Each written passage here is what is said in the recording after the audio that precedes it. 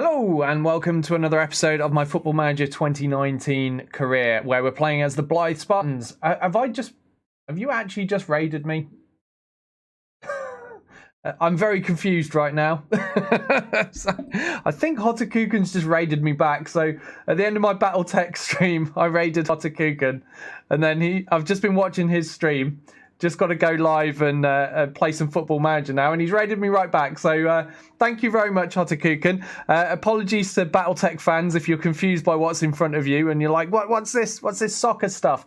Yeah, this is Football Manager 2019. Stick around if you want to see what it's like. It should be interesting. Oh man, yeah, Hotakuken, that was a great stream. I really enjoyed it. He plays BattleTech the most hardcore of any streamer I know. So if you love a hardcore challenge, check him out. Hotakuken's channel is well worth a watch, and he's just started a career with the mod that I play for BattleTech, which is BattleTech Extended 3025, and it made for great viewing, especially the first try, which was completely brutal. But yeah, no worries, man, no worries. Hopefully I'll get to raid you again if things time nicely. All good. Right, so now to the business of Football Manager. Where was I? Let me have a look. So we're just starting a new season. I was winding myself on towards the first match of the season. We're very nearly there. I think the first match is here on the 8th against Dover Athletic, and we're at home. And this will be the first proper test for the new team I've put together. I've got a few new signings in. I brought in a loan player. Oh, look, there's old Nexus. How's he coming along? Shaping up nicely as Nexus. Yeah, so I'm really looking forward to seeing what kind of level of ability we're going to be at in this next division. Obviously, we've been in the very bottom playable football league in the English Football League, and yeah, we took 2 seasons to get out. We very nearly made it out in season 1 and won the league just last season. Very, very comfortably. Well, for most of the season, it was comfortable. It got a little bit tight at the end, but we still won, and we went up. So now we're up with not the big boys. It's unfair to say we're up with the big boys, but we're up with bigger boys. Let's go with that. So it could be tough, but I'm hoping that the additions I've made to the team will be sufficient to help us survive, if nothing else. I'm not going to get ahead of myself and expect that we're going to get promoted in 1 season in this division.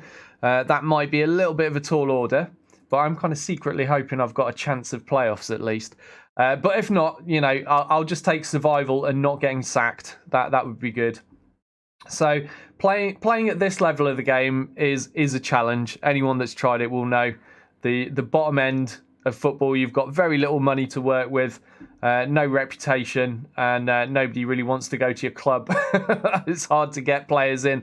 But in spite of that, I do raid the free transfer market frequently and try to find some little gems to bring in that will help strengthen the squad. But I got 2 players that were recommended to me a couple of seasons back by some of the viewers back then. And one of them is Des Prez, and the other one is Carvalho, the Brazilian.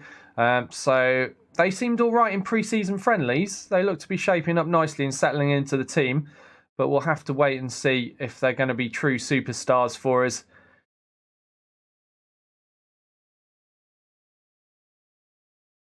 So we're getting there, close to the match. Right. Where am I at now?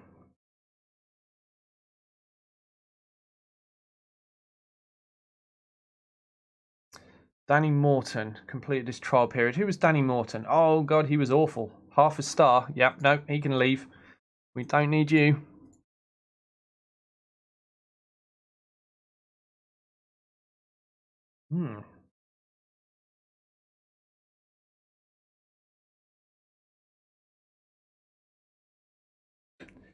Right, Tom Stead, he looks pretty good. I think I've been scouting him for a while. Yeah, we've got an 84% recommendation on him.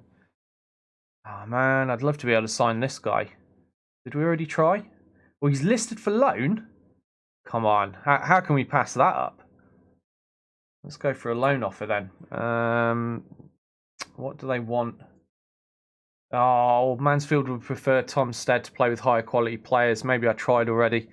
Sure, I would have. But yeah, see, that's exactly what I'm talking about. That nobody wants to come to my club at this level. Right, Mohamed Sangari training well. Callum Nicholas training badly. Give him a bollocking. And that's all the talking to my players I can be bothered to do for now. Let's crack on. I want to get into this match. I want to see how we're going to do because it's going to be a good indicator. A home match against Dover Athletic will give me a good indication of whether I'm going to have a tough, struggling season or whether we're going to actually have a good time. And I'm pretty nervous to find out the answer to that because if it's going to be tough, I'm going to have to build a new tactic to get through the season because I like to play attacking football. But attacking football doesn't always work out so well if your opposition is so much better than you that it's ridiculous. So, right, what's going on here? Current philosophies meeting? No. None of that business. We're fine. The philosophy is play football, win football. That's all we need. Okay, so the moment of truth has arrived. So, unsurprisingly, Dover are the favourites, 6-4 there. They'll be playing in the blue shirts, and of course, Blyth Spartans in the green and white. And yeah, this could be rough. Let's be honest, this could be rough. I think I've got the lineup that I want, good and ready. Although I am going to have to remove a whole load of substitutes. Oh yeah, we got Harvey Smith in, didn't we? Should I put him in? Maybe I'll put him on the bench in place of Buddle. But yeah, I believe I'm only allowed 5 substitutes still in this division. I'm going to try my luck, see if I'm allowed 7 first. But I do need to remove all of these extras or it won't let me start. So just clearing position here. I don't think I'm allowed 7, but I'm going to try and then I'll just remove 2 more if that's the case. So, yep. What are you in red? Thompson's ineligible. Oh, because he's only of course, he's on trial.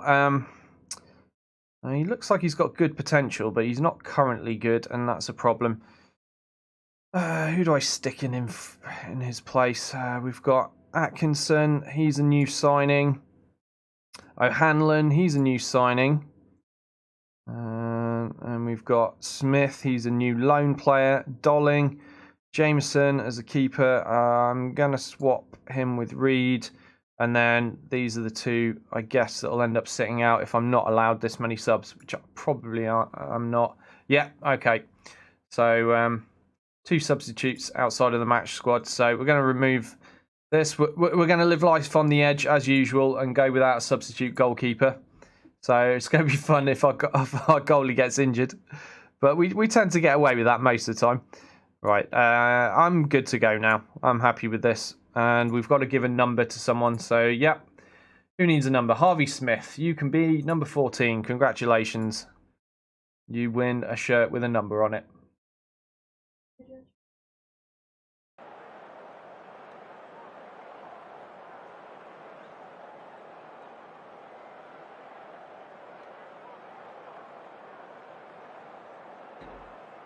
Right, let's go.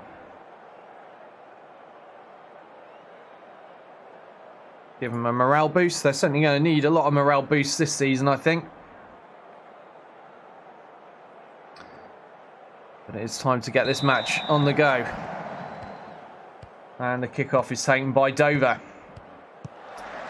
Diarra playing back to goalkeeper Walker. Oh, it's starting to rain a bit already. That's good news for my lads. They're well used to playing in the rain. Croft Park, the stadium where it's always wet. Hey, Cold Steel, how you doing? He's saying, that's like having no backup catcher in baseball. Probably, yeah. It's risky, but we usually get away with it. Well, we've got Michael Little putting a cross in.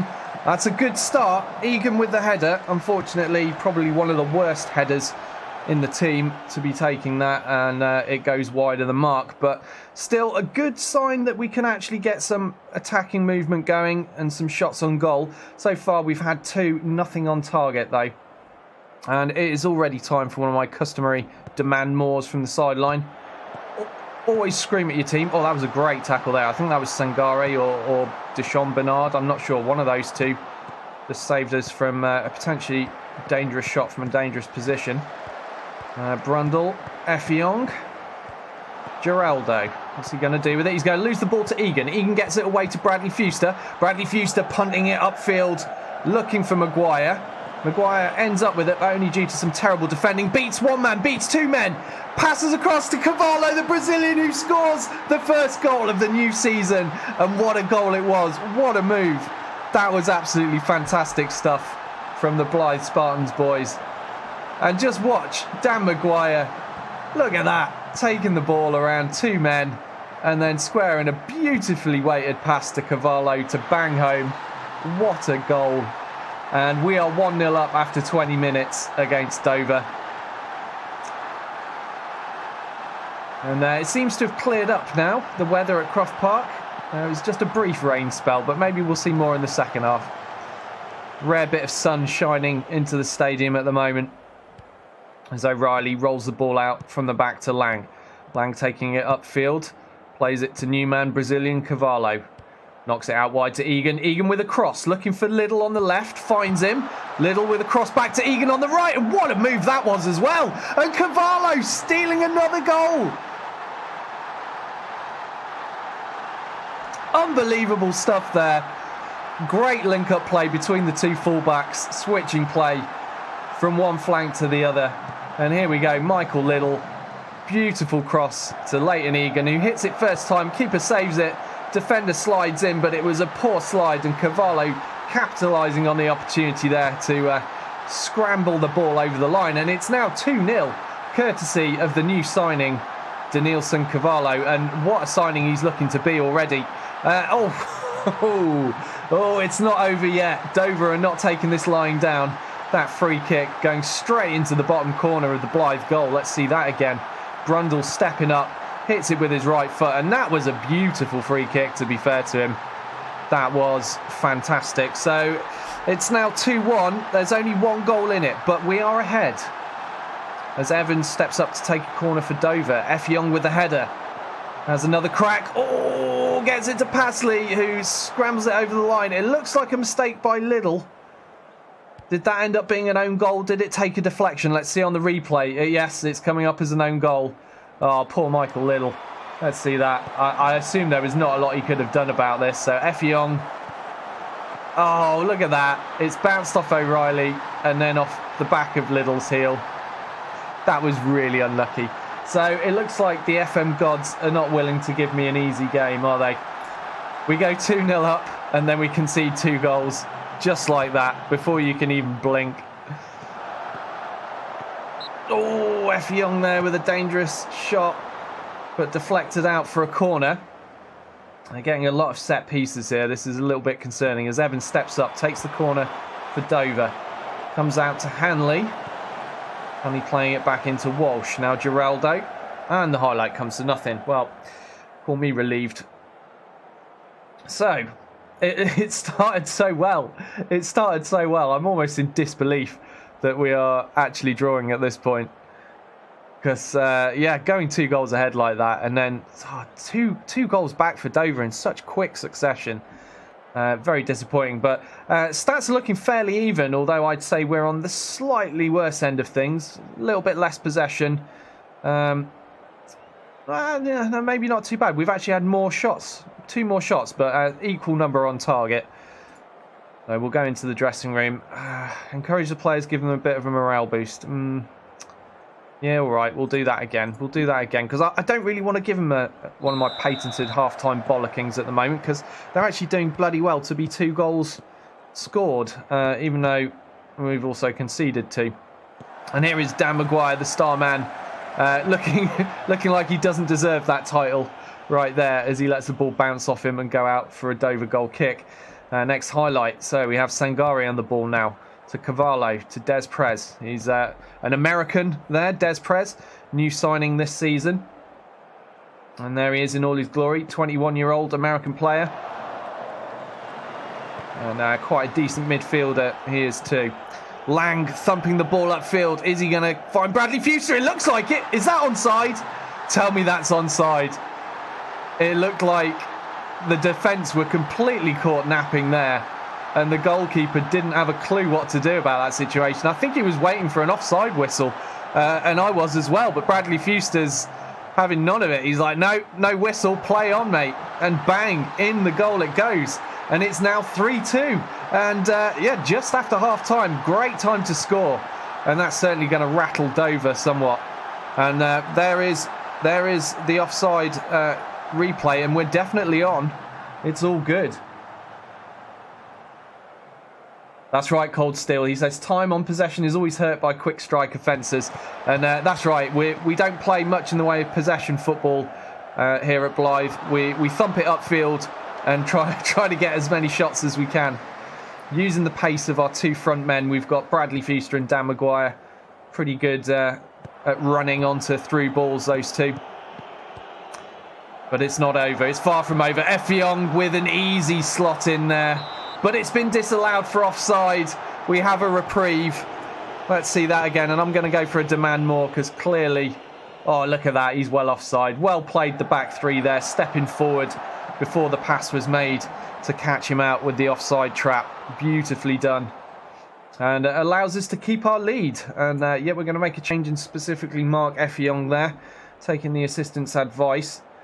60 minutes played. There's a long way to go yet. And only one goal in it. Here we are with a throw-in from Lions to Maguire. Maguire plays it to Carvalho. Are we going to see some Brazilian magic? No, he just goes for a safe pass back to Lions, who loops it over the top, finding Maguire, who's in the box. Well tackled there by Edmonds Green of Dover. And the move comes to a close. Go for another demand more.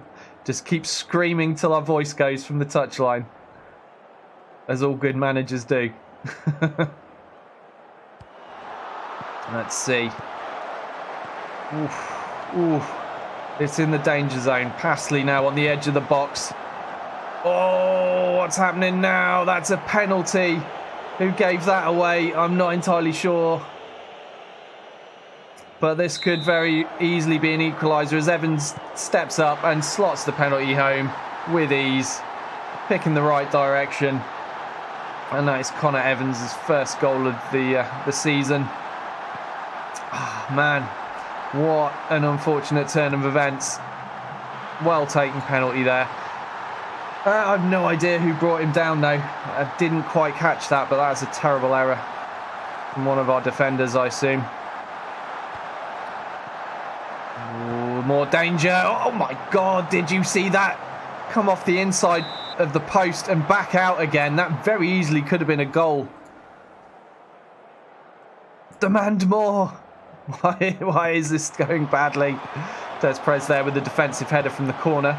And he comes out as far as Effiong. Now Essam. Back to Effiong.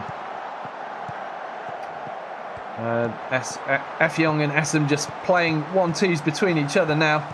It's almost like no other players exist in the game. But they are gradually being pushed further and further away from the Blyth goal. And now suddenly we have a corner. Oh, that Geraldo guy. Oh my God. Geraldo Martin. He is a dangerous man. Antiguan and Barbudan. Okay. Yeah, he's a good player. He's definitely threatening our goal at the moment. Come on, Blyth. Let's have a highlight. Lang throws the ball into Egan. Egan plays it to Deshaun Bernard at the back. Back to Lang again. Come on, Lang. Let's see a long ball. No, not that way. Not that way. That's back to our keeper. Clearly he thought he was in a bit of danger. So O'Reilly is coming well out of his goal there before he plays the pass to Michael Liddell on the left.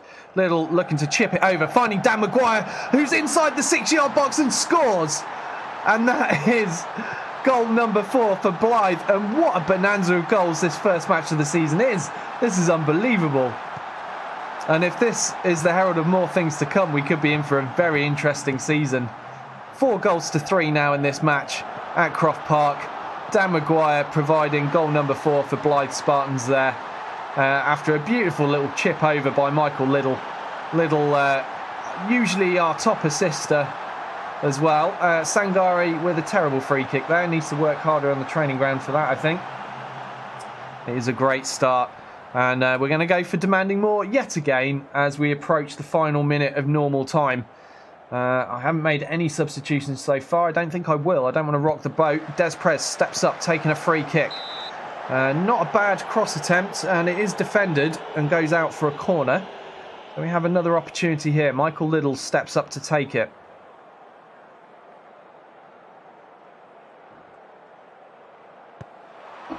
And it comes, finding the head of Lyons, but can't quite keep the header on target. Comes back out to Fuster. Plays it to Lang. Lang, the central defender, goes for a shot, and it didn't look too bad for a man that plays at the back. And unfortunately, no goal, though. Bernard with the defensive header.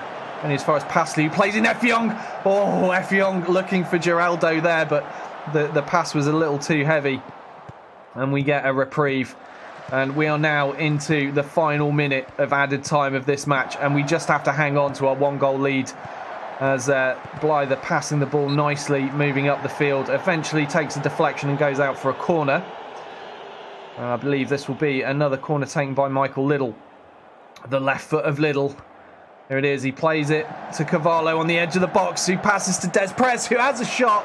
There was no power to it, unfortunately, and Walker claims it easily. We are now down to the last 10 seconds. Are we going to start the season with a home win? The stuff of dreams.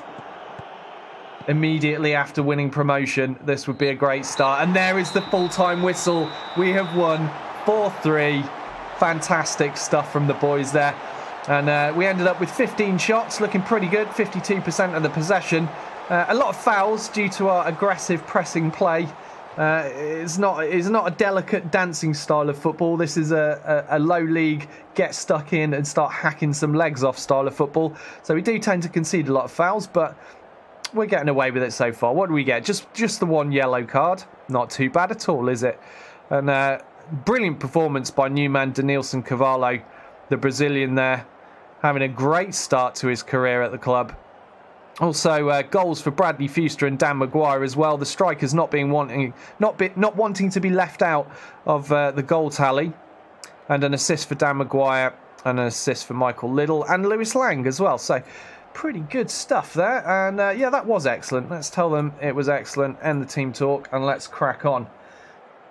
So let's look forward to the next game, and that will be against Macclesfield Town.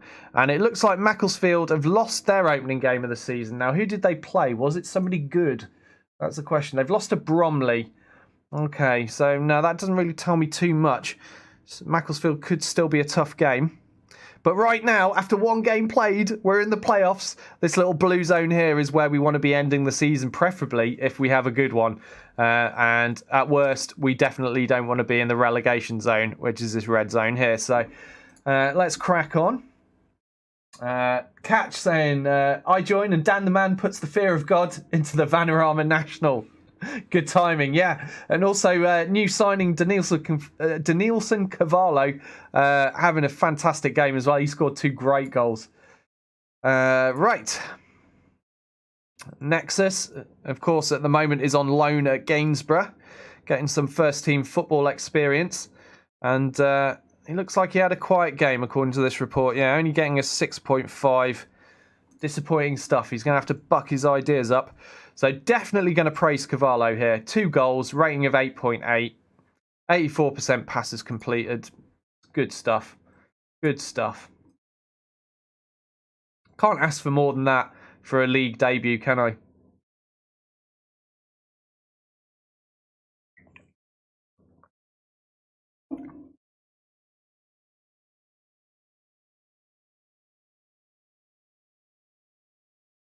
And game deciding to do an autosave here. And I'm quite glad of it too. I don't want to have to replay that game again if it crashes.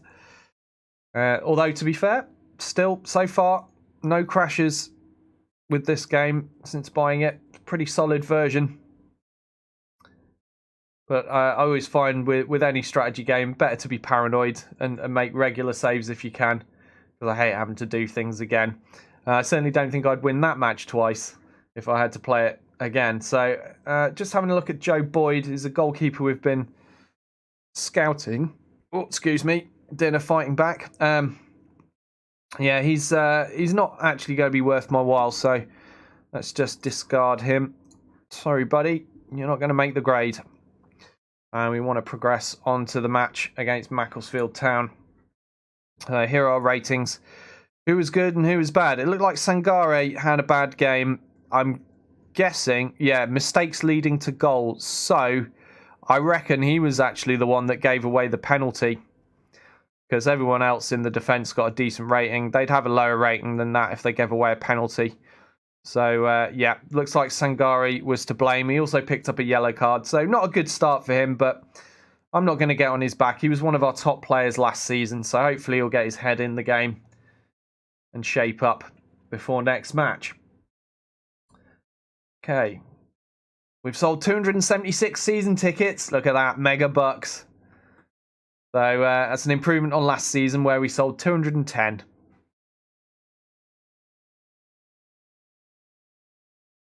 Okay, let's crack on.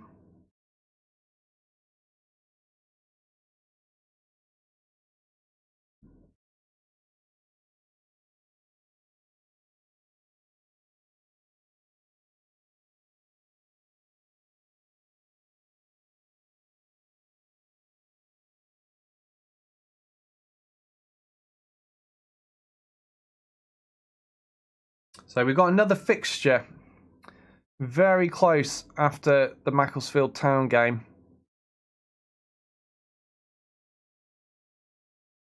So we're going to end up with some pretty knackered players.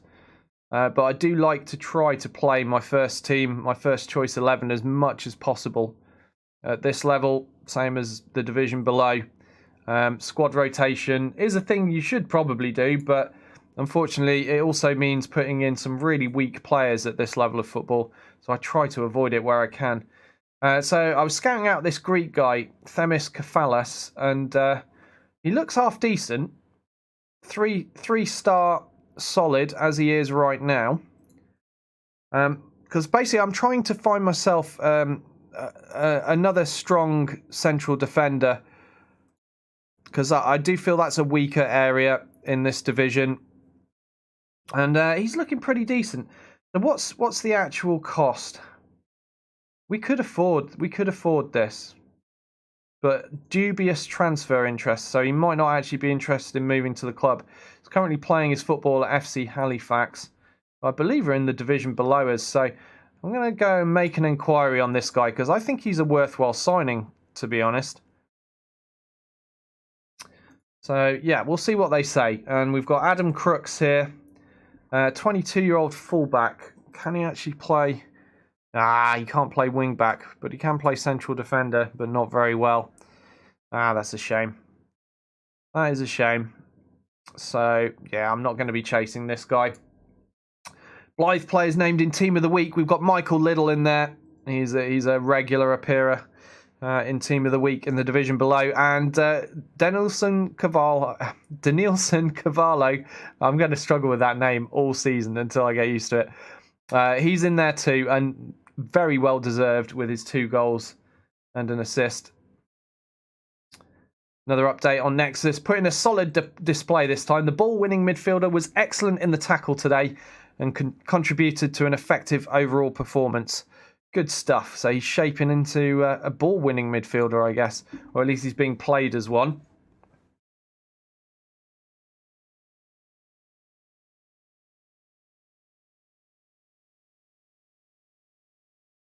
Jake Thompson agrees terms with Chippenham. Who was Jake Thompson? I guess he was a central defender I was looking at then. Never mind. We'll not be getting him.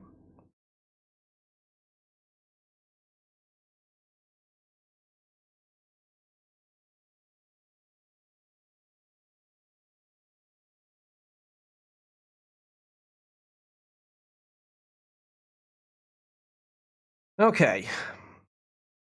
So we're playing Macclesfield next. Their star man appears to be Jamie Grimes. Let's just check him out. A no-nonsense centre-back. All right. Could be a bit of a bruiser at the back. Let's hope he doesn't injure any of my strikers. Right, so Halifax want a deal starting at £22,500. What's my actual budget? I've got 40,000. I'm not going to give them what they want, definitely not. Let's try dropping down to, shall we say, 12k. And they want 30% of the next sale. How about 25% of the next sale? Let's suggest terms. They feel the offer is acceptable. Damn. you know what it means when someone you're negotiating with just goes, yeah, I'll take that offer. I went in too high. I should have gone even lower. I can't believe they accepted that immediately. Never mind. We'll make that offer. It's too late to do any different now. They've gone, yep, we'll take it. I offered them almost half of what they were asking for, though. So the transfer story's been leaked. It's public knowledge now, so there might be more teams coming for him. But let's see what he wants in a contract. He wants to be a key player, and he's only slightly interested if he's a key player. All right, mate. Thinks quite a lot of himself then. He wants £850 a week. It's quite a lot. And because he's only slightly interested, I'm reluctant to go too low with this. But we'll try for 700, and we'll allow him to keep all of these clauses. Definitely sure he wants 800. How about 750, mate? Yeah, there we go. He'll settle for that. So 750 quid a week, 2.8k signing on fee, and we're paying £12,500 for him. This is going to be expensive, but I think, judging from our scout reports, probably worth it. I'm just going to go for one last check on the information, just to make sure there's nothing I missed that's a big no-no. So he's a bit selfish. Yeah, we can deal with that. Could do with improving his stamina. We can deal with that. Needs to work on becoming more consistent. Well, that's fairly common at this level. Can only play in one position. So he's got English as a second nationality. That's good. That'll be useful for us. Possesses a fair amount of pace. It's decent to have a fast centre-back. Balance and normal personality. Naturally fit. That's pretty good, because he's going to have to play a lot of games if he's good for my team. And it looks like he's coming in at a 3-star. So he's not going to be as good as Lewis Lang, who's our current captain this season. But Lewis Lang is kind of a cut above the rest at this level. But he is on a par with lone player Harvey Smith, Deshaun Bernard. So, yeah, that gives me a good option. I think we're going to take him. And he does have some potential, which, let's face it, he probably won't meet at this club. But we can hope. No worries, Cold Steel. Catch you soon, hopefully. Right. Yeah, everyone's got to eat. Oh, speaking of which, it's so soon after I had my dinner. I'm feeling quite full. Right, on we go. Let's get this match on the road. So, of course, Macclesfield are going to be the favourites. They're also playing at home. Always a slight advantage to being in front of your home fans, isn't there? But we do have the advantage that they just lost their first game of the season.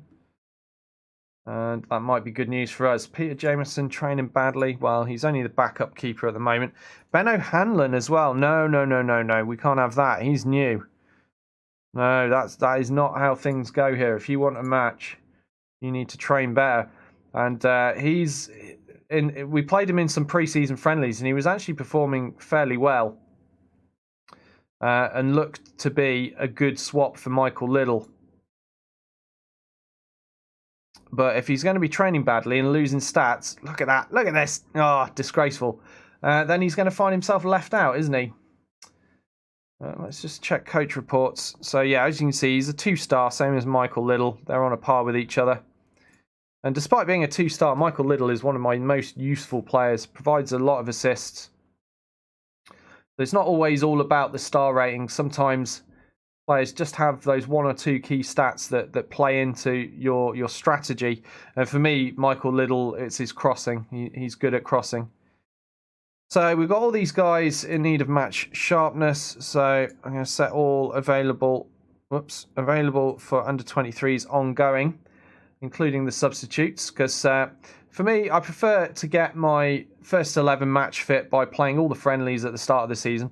Then everyone that's a reserve or just a squad player, they can get their match sharpness up through friendlies or under 23s matches, some of which will be friendlies. But yeah, and it saves me having to put out a weaker side against someone in the league just for the sake of getting someone match fit. It's just not worth it, in my opinion. even if you're bringing them on as a sub, you might rock the boat. You might start conceding goals. And a lesson in that would be, in real life, the most recent match between Brighton and Millwall. I'm aware of this because my friend Falcon, he's a Millwall fan, and he was watching that in the Cup. And Millwall were 2-0 up, and then the manager subs some of his strongest players off to give some others a run out for the last 5 minutes of the game. And suddenly they concede 2 goals, go to extra time, and end up losing on penalties. So there's a lesson in why I don't like taking risks with weak substitutes. So here we are. Macclesfield are the favourites, but there's not that much in it, although we are playing away from home. But we're going to go out attacking, same as we always do. Even if it means conceding some goals, I think it's worth playing aggressively and having the chance of scoring some too. I'm just going to have a look if this Harvey Smith is going to make a better... Yeah, he's actually better than Deshaun Bernard at playing cover in the centre. So I'm going to put Smith on for a game here, because this is actually strengthening the team. Now, the downside to it is he doesn't have a working relationship with Lyons and Lang. That's going to have to come with time. But we'll give him an opportunity to show what he's worth right now. I'm just having a look between Lyons and Bernard, trying to figure out which one of those two I think should be on the field. And they're both pretty even in every respect, almost. I think we'll stick with Lyons because he's a bit better at tackling and marking. But they're both on the same average rating, both equally competent in that position. I could bring Buddle on, actually. Yeah, let's bring Buddle on. He doesn't get that many games since I'm changing the defence up anyway. Let's do it.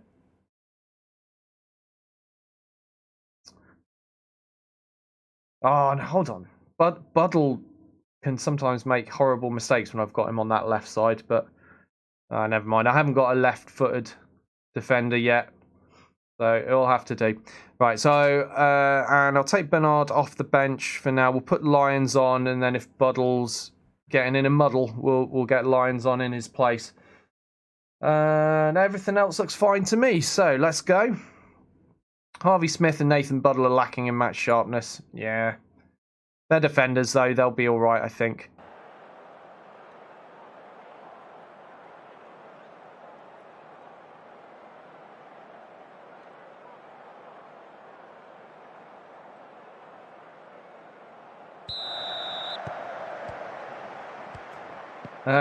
Is Brotherton still at home thinking he's too good for you? Catch is asking.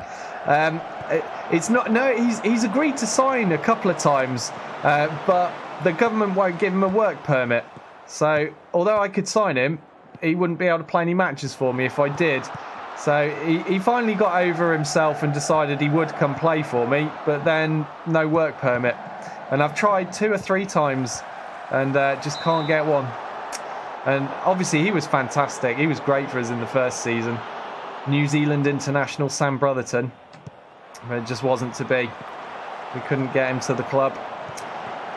And yeah, we're under quite a bit of pressure at the back here. So we'll see if those 2 new defenders are going to be worth their salt and keep the goal out. Keep the balls out of the goal.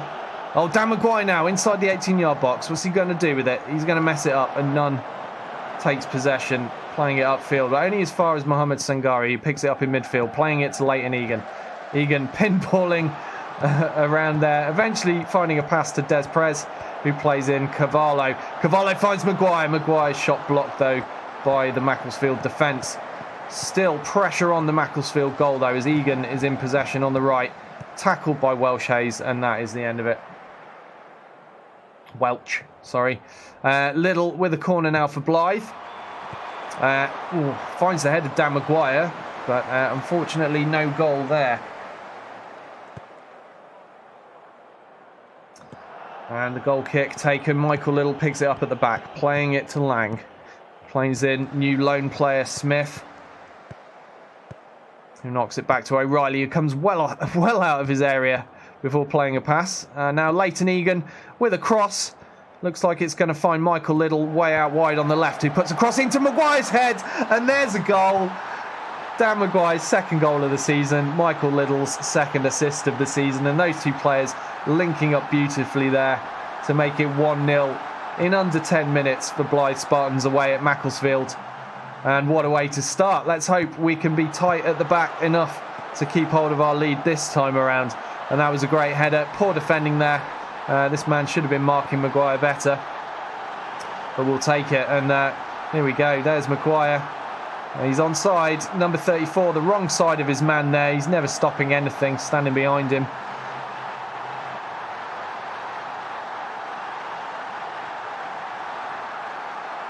That was a sweet header. That's right. And 18 minutes of football played. We are 1-0 up, and I'm going to go for a demand more because that's how I roll. Don't give him praise until we've got at least a 2-goal cushion. Sebastian Desprez picking up a yellow card in midfield. To be honest, we've done well to get this far in without getting one this match. Yeah, we'll tell him to ease off the tackles a bit, but everyone else can stay aggressive. Dan Maguire now picking up a yellow as well. Is this going to be one of those games? Cavallo with a long through ball, looking for Dan Maguire. Has he got the pace to beat the ball? Beat the keeper to the ball, but no, he hasn't. Durin claiming rather easily there, taking his time about the goal kick. Punts it straight down the middle, but only as far as the head of Lang. Plays it to Fuster, then to Egan. Now Egan over to Maguire, who nods on for Bradley Fuster. What a move! That was delightful stuff. Link-up play after link-up play there. Lang to Fuster, Fuster to Egan, Egan to Maguire, and Maguire's head to Bradley Fuster again, who pretty much started the move and finished it as well with a goal. Fantastic stuff. And this is looking very, very promising already. Game number 2, and we now have a 2-goal lead. We have that cushion I was looking for. Let's give the lads some praise now.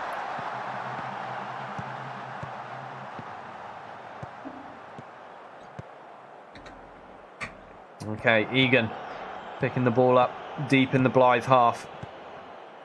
And going for a little jog up the wing. Poor pass at the end of it though, finding a Kocher of Macclesfield.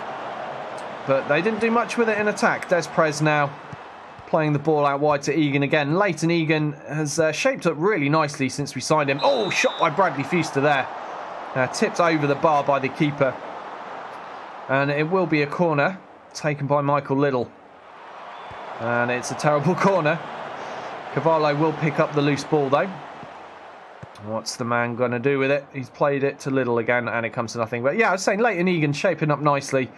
We signed him in the very first season. And he's one of the few players we've got that has actually improved over time. He's played a lot of matches for us now on that right wing-back position. We have a corner for Macclesfield. Watters takes it. Harvey Smith with the defensive header. Stevens picking up the loose ball for Macclesfield, and that was a little bit dirty there.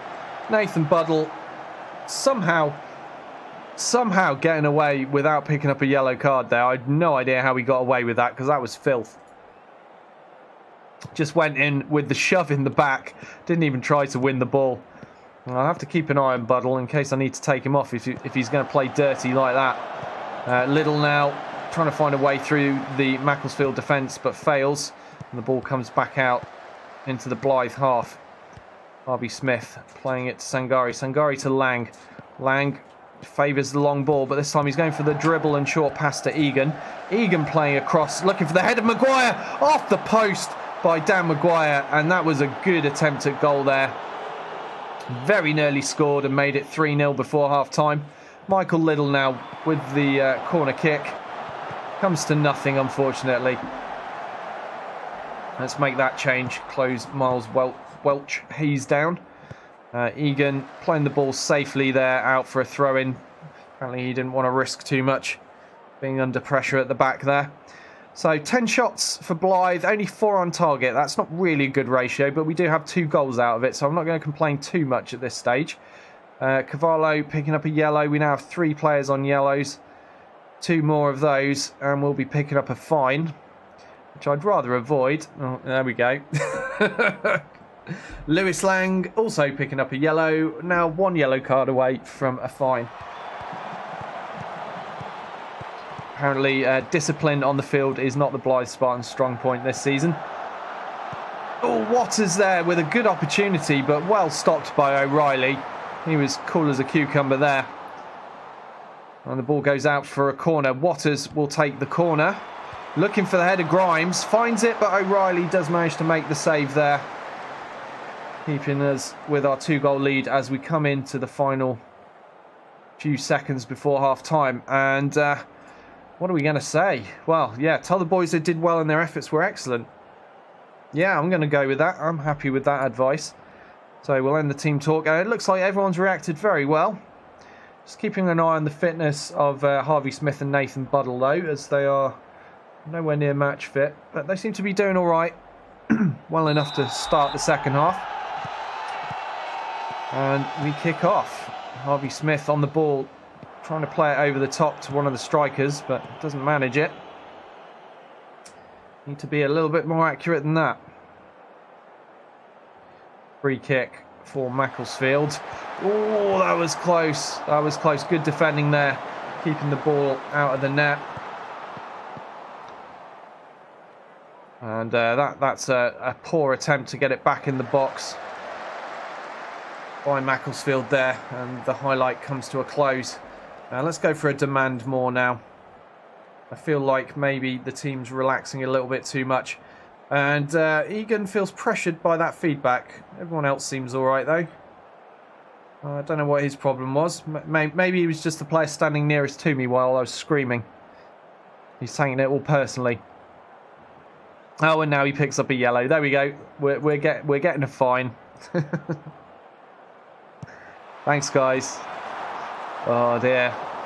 Another head at goal by Grimes. He's getting closer every time.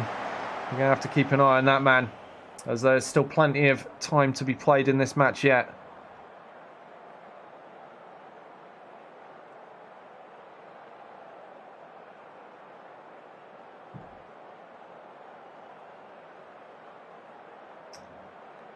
Okay. Bradley Fuster picking up the ball after it bounces off the wall from a Macclesfield free kick. Hoofing it upfield, but it comes to nothing. We're now on 6 yellow cards here. Oh, God. We're going to end up with a red at this rate. I think I'm going to have to go for a calm down shout for the whole team. Tell them to stop kicking people. Well, we're going to get someone sent off, and there's still another 15 minutes of normal time to go. And that two-goal lead could easily evaporate if we go down to 10 men. Dan Maguire on the ball now. Playing to Leighton Egan. What's he going to do with it? He goes for a dribble. And a cross back to Dan Maguire's head. Dan Maguire not scoring this time. Durin claiming the ball at the back for Macclesfield. Okay, my players are looking calm. Good situation to be in. Mohamed Sankari picking up a yellow. We're now on 7 yellow cards. Do you know what? I've had enough of this. This is... I'm going to have to make some substitutions. Because somebody's getting sent off if I don't. So, who am I going to sub at this point? Oh my God.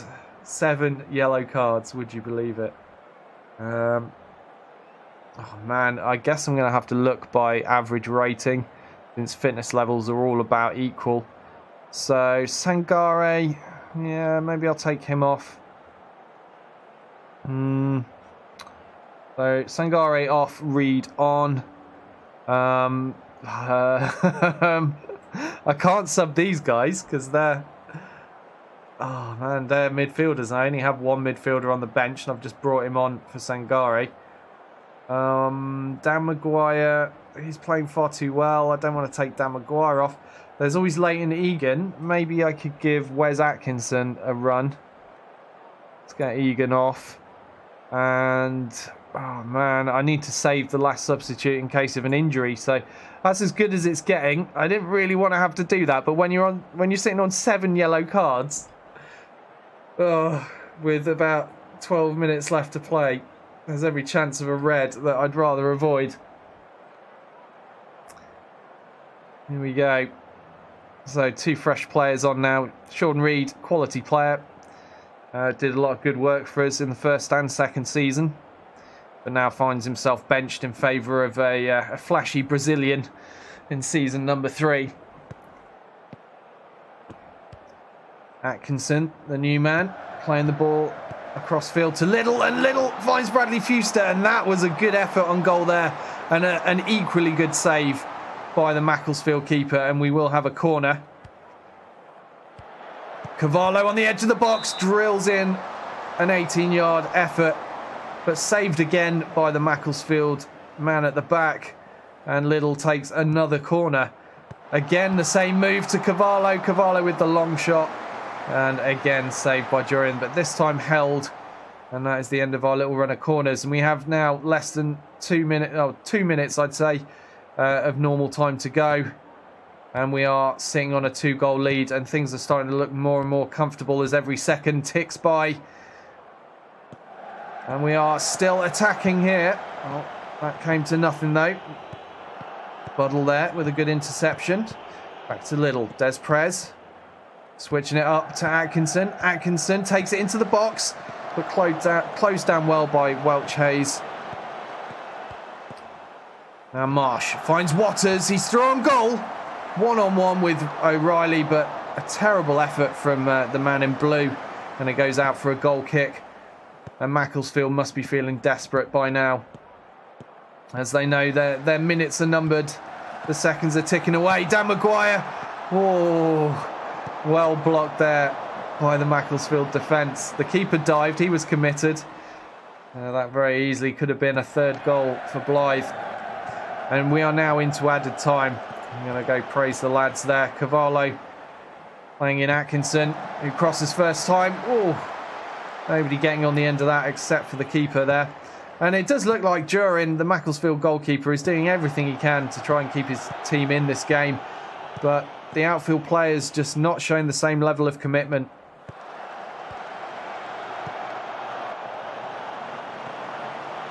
And here we go.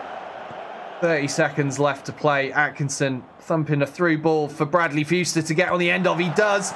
Can he play in? Oh, he should have played it across to Maguire there. That was greedy, Fuster. And the ball goes out for a corner thanks to the save. Maguire found with that corner, but not able to do anything with it. Cavallo going for yet another long shot. The Brazilian is determined to score something spectacular for the fans by the looks of his efforts.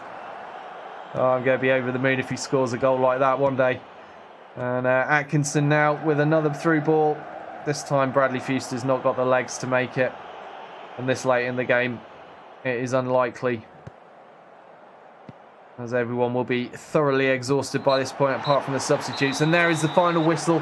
It's 2-0. We win game number 2. 2 games played, 2 games won. And 20 shots, 10 on target. You could do with a better shots on target ratio, but yeah, 20 shots is good. That is good. 23 fouls, 7 yellow cards, and a guaranteed fine. Let's look at the yellow card list. Oh my God, look at the state of that. A guaranteed fine from the FA for our conduct there. I told them to calm down. It's not like I didn't do anything about it. I did leave it quite late before I did that. But yeah, the FA are going to get on my case for this, for sure.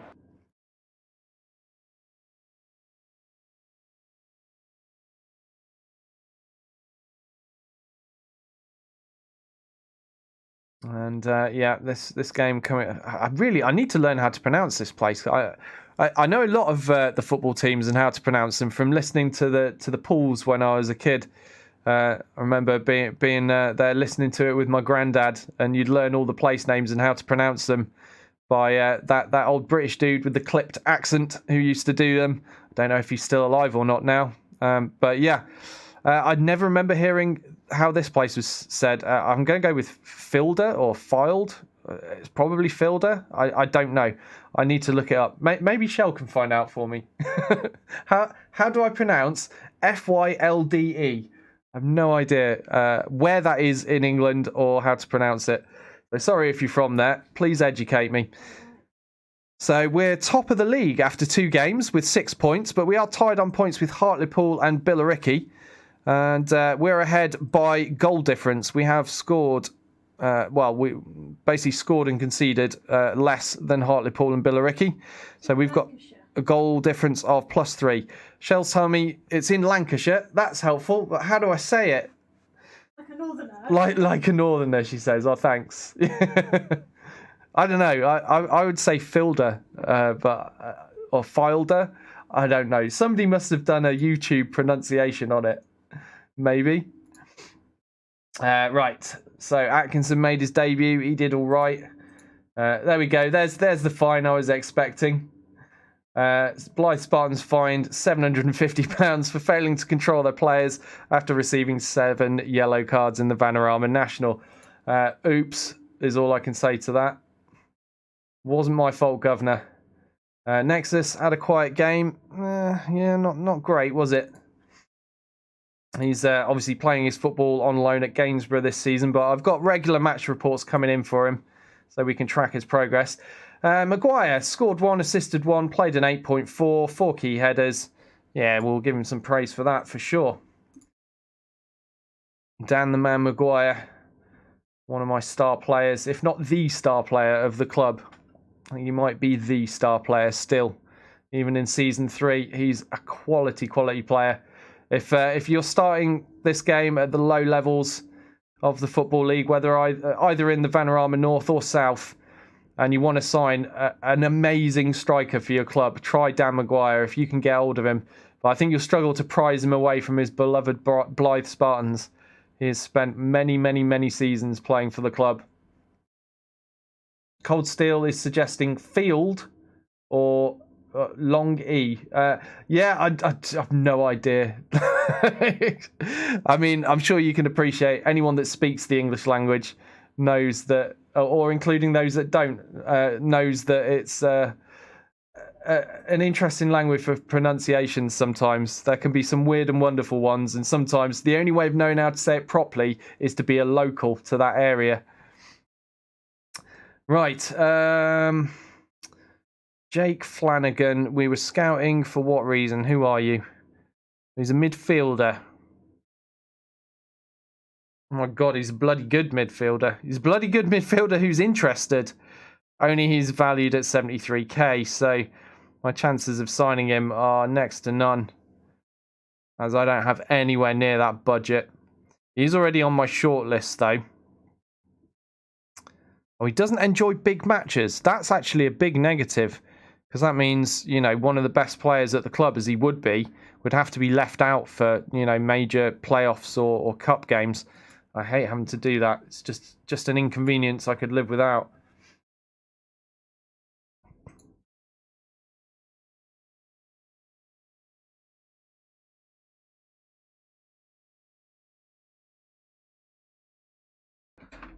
No joy from Shell looking for the pronunciation.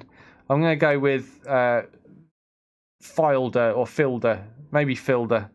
And until someone from there comes and tells me that I'm butchering the pronunciation or writes it in a comment on YouTube, feel free to if you know how to say it, because I don't. Right, we've got the Greek. He's coming to the club, and we're going to accept that. He's been given a clean bill of health. And that is our record transfer, I believe. I'm going to ask Kieran Green to give him a nice welcome to the club. Potential issue with Buddle. Well, okay, so he's whinging about being replaced by Kefalis, but... sigh. I've had a lot of players whinging that I didn't have enough depth in defence last season. I signed a new player, and then I've got Buddle complaining. So, yeah, I've asked Lang to try and sort him out, but... He didn't want to take Lang's word for it. Yeah, okay. We seem to have gotten through that.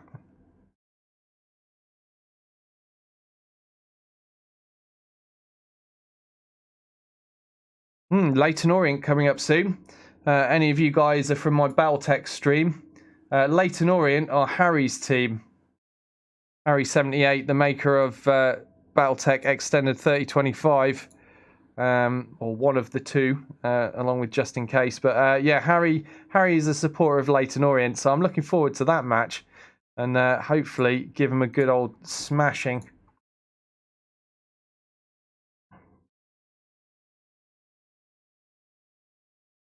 They're currently 4th in the league, and we are top.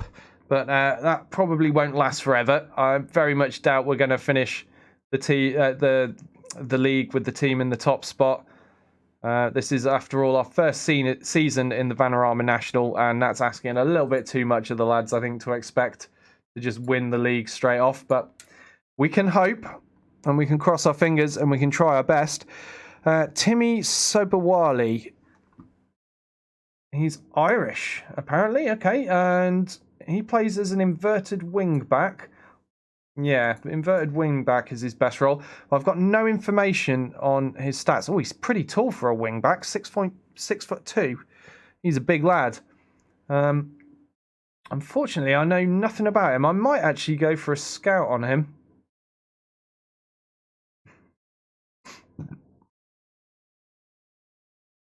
So yeah, let's get a scout report.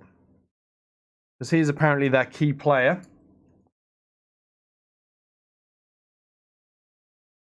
So, newly promoted Blyth are up against it in their home encounter against Fielder, or Filed. I wish I knew. I hate not knowing how to say something right. Oh, look at that popular manager, Doyle. We're popular now, guys. Yeah, so we're gonna struggle here, I think. It's saying they are by far and away the favourites. And they are 5th in the league at the moment. But we do have the home advantage. Maybe it will just rain a lot and we'll be able to play in our comfort zone, which is a boggy, muddy mess. And it might throw their game off. They might not be able to play their flashy passing football. And we can always play our long ball, direct approach. Okay, so, yep.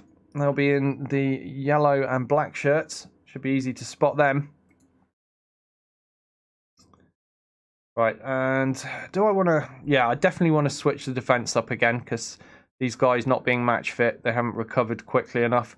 But that's all right. There's no bother. We've got some quality guys. Who have I just signed? Ah, yes. Themis Kefalas. Let's give him a debut. Harvey Smith and Kefalas are both good in that role. That's very handy. His preferred foot is right. Somehow I don't have a single left-footed defender at the club, I don't think. I mean, apart from, obviously, my wing-backs that play on the left side. But yeah, Kefalas, let's get him in. Let's hope he's a good signing for us. Buddle is on the bench currently, but I'm going to put Deshaun Bernard on the bench since he's fitter. And aside from that, I think I'm going to keep things as they are. Oh, wow, that was quick. Look at that. Maguire and Fuster obviously already having a partnership, but Cavallo has taken no time at all in forming a good partnership with both of those. And that's fantastic news. Obviously, he played all the pre-match friendlies as well, so we count that too. But this is great news. And again, in the midfield as well, Des Prez and Sangare forming a good partnership very early on too. So let's hope the same happens with these new defenders that I've got in. Harvey Smith is going to sit out for now. He's only on loan, but I'm really hoping Kefalas shapes up nicely since he's a full-on signing. And we need to give him a number. He will be number 15, I believe. Yep, there we go. Fill that gap in. Wow, we now have 25 players. Starting to feel like a proper football squad now. Whoa, check out Sinclair. That is some epic facial hair there. Okay, yeah, time to pick up where they left off. Seems like good advice. Apparently only the goalkeeper cared about that information.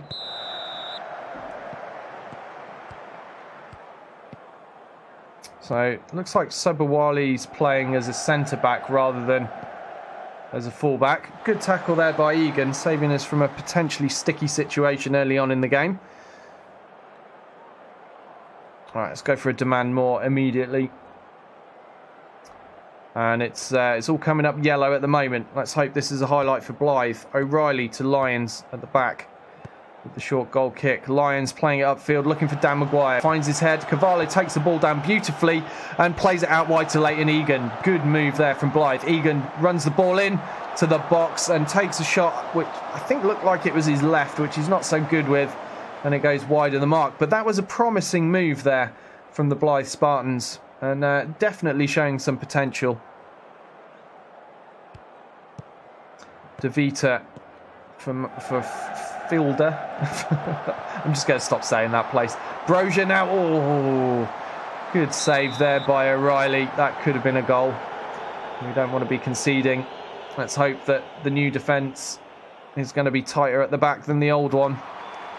Sangari there with the defensive header from the corner, finding Dan Maguire. Dan Maguire picking the ball up, turning, looking for a through ball to Bradley Fuster, but the ball was poor.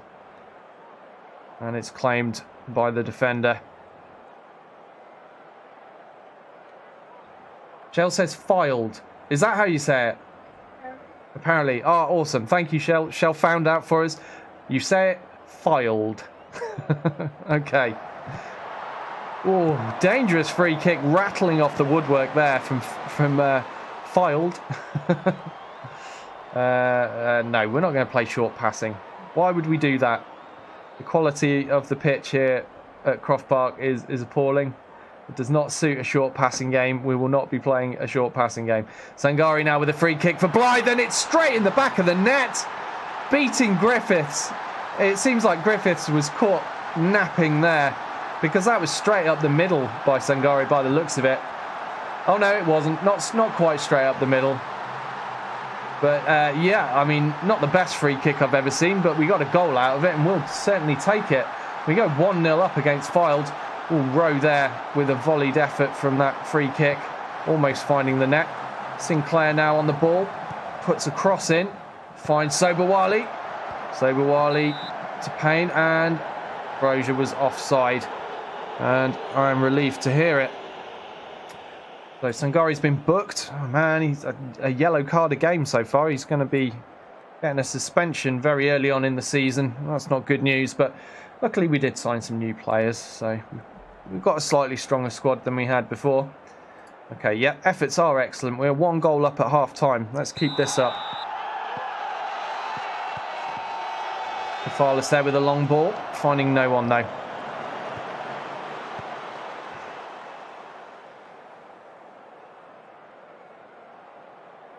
Keepers love the wood, says Cold Steel. Langler looking for anyone in green and white and finding no one.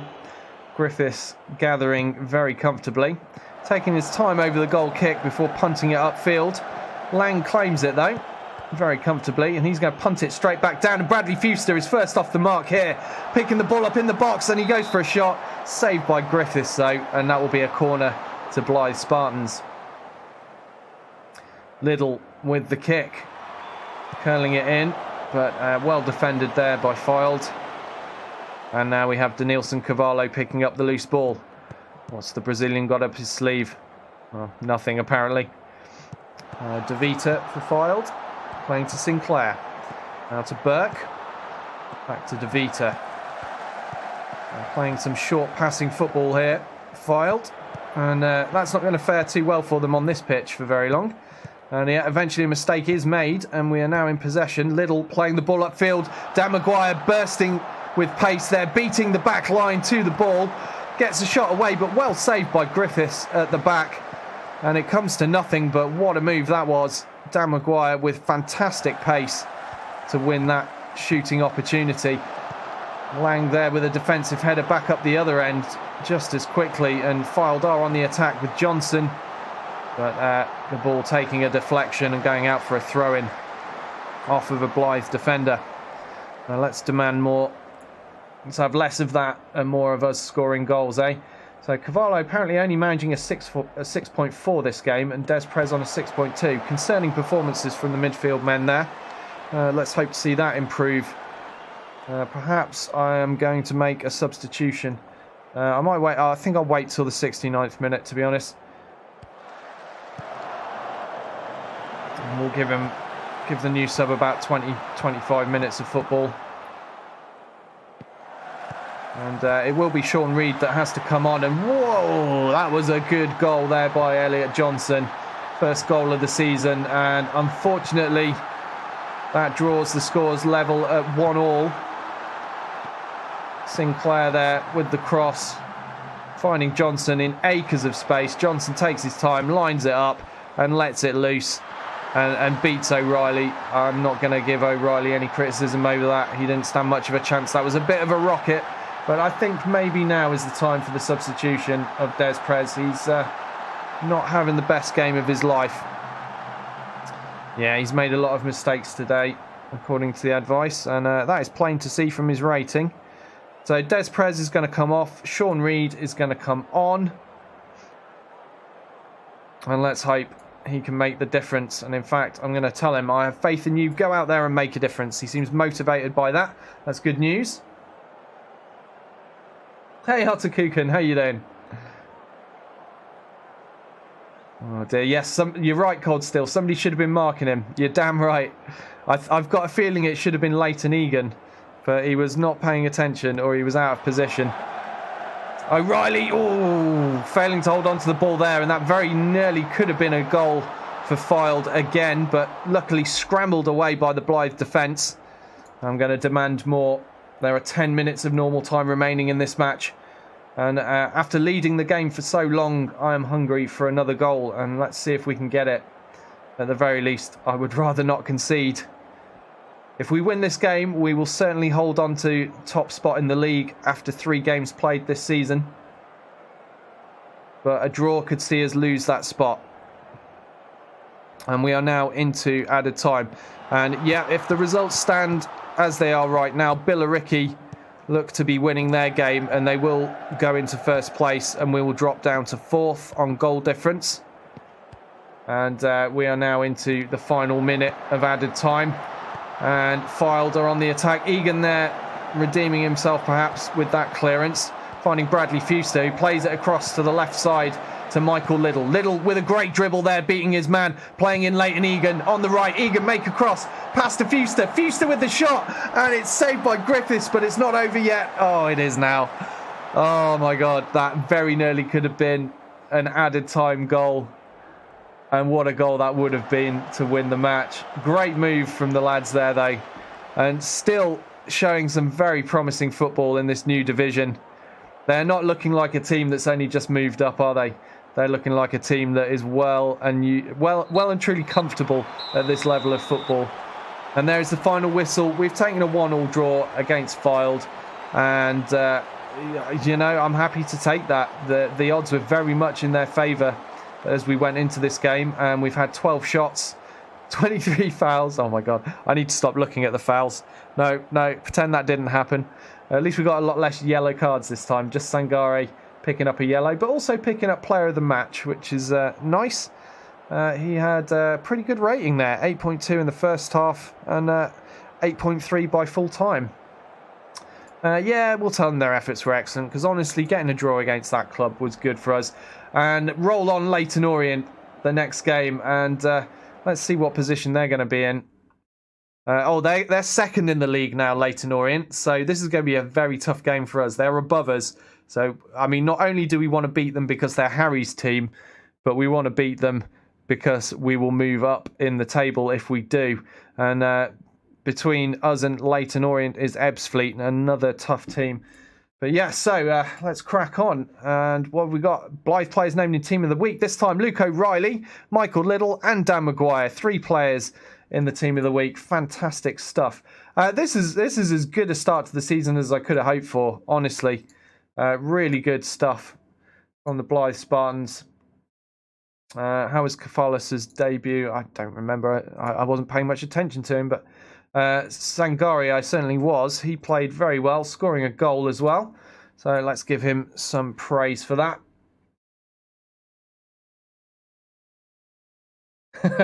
Hottakuken says, eating a sandwich and contemplating that ass whooping I received. Well, like I said on your stream, mate, if anyone can pull off that level difficulty playing Battletech Extended 3025, it's you. And I'm looking forward to seeing more episodes of how you get through that campaign. It's going to be good. Right, what's going on here? Somebody's training well who's in my youth team, I guess. So, yeah, we'll praise him, even though I don't know who he is. Give him a patronising pat on the head. Say, well done, son. And I'm saying son because I don't know your name. Okay, here's the Leyton Orient scouting report.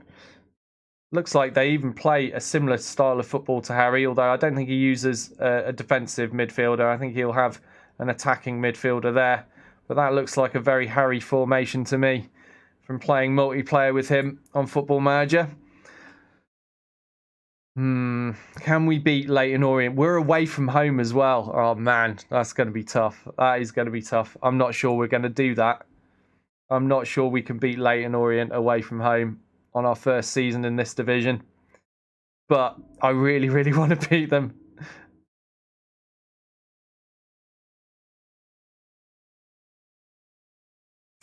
Cold Steel says, goal difference is hurting you in the league table. That first game did it. Yeah, we conceded 3, didn't we? We only won by 1 goal. 4-3, though, for the first game. What a thriller that was. So, Leyton Orient's key player is apparently Daniel Greaves, who appears to be a regen or a youth. Yeah, he looks like a regen. Plays as an Enganche. Right. There you go. For those that don't know what on earth that is, or Enganche. I'm English, so I'm going to pronounce it wrong and just deal with it, guys. The Enganche is the side's prime creator, a hook that joins midfield and attack and operates behind the strikers, and a playmaker who sticks to his position and becomes a pivot to his team as they move around him. Unlike the Trequartista, it is more stationary role, as the Enganche acts as the focal point instead of moving around into larger areas of space. So that is apparently what he is, and that's an unusual role to see at this level of football. It's quite a European role. I can't remember where it comes from. Probably France, no, judging from the name, but I'm not entirely sure where that role originates. Deshaun Bernard recommended to relegate him to backup. I think that's fair advice. So yeah, we'll make him a backup player now. So apparently we'd be well advised to take a cautious approach to the next game, but where's the fun in that? We're not going cautiously. We're going all-out attack. And here we go. Leyton Orient are clear favourites. We are up against it. But so far, we've been catching these bigger teams out by surprise by our aggressive approach and scoring goals. So I'm going to stick with the plan. It's the plan I like. It's the plan I use to get us up out of the bottom division and into this one. So I'm going to stick with it until we have a consistent run of terrible, terrible losses. And then maybe I'll change things up. Right, I'm not looking for one player. No. I want to praise his training. He's doing well. That would have been bad. I'm going to tell him off for training well. Yeah, praise training. Yeah. There we go. Right, let's get on with this next game. Leyton Orient, here we come. Brace yourselves. The Blyth Spartans are coming. Hotakun says that mod made it savage. I was like, meh, it was tough, but after the mod added, Jesus. Yeah.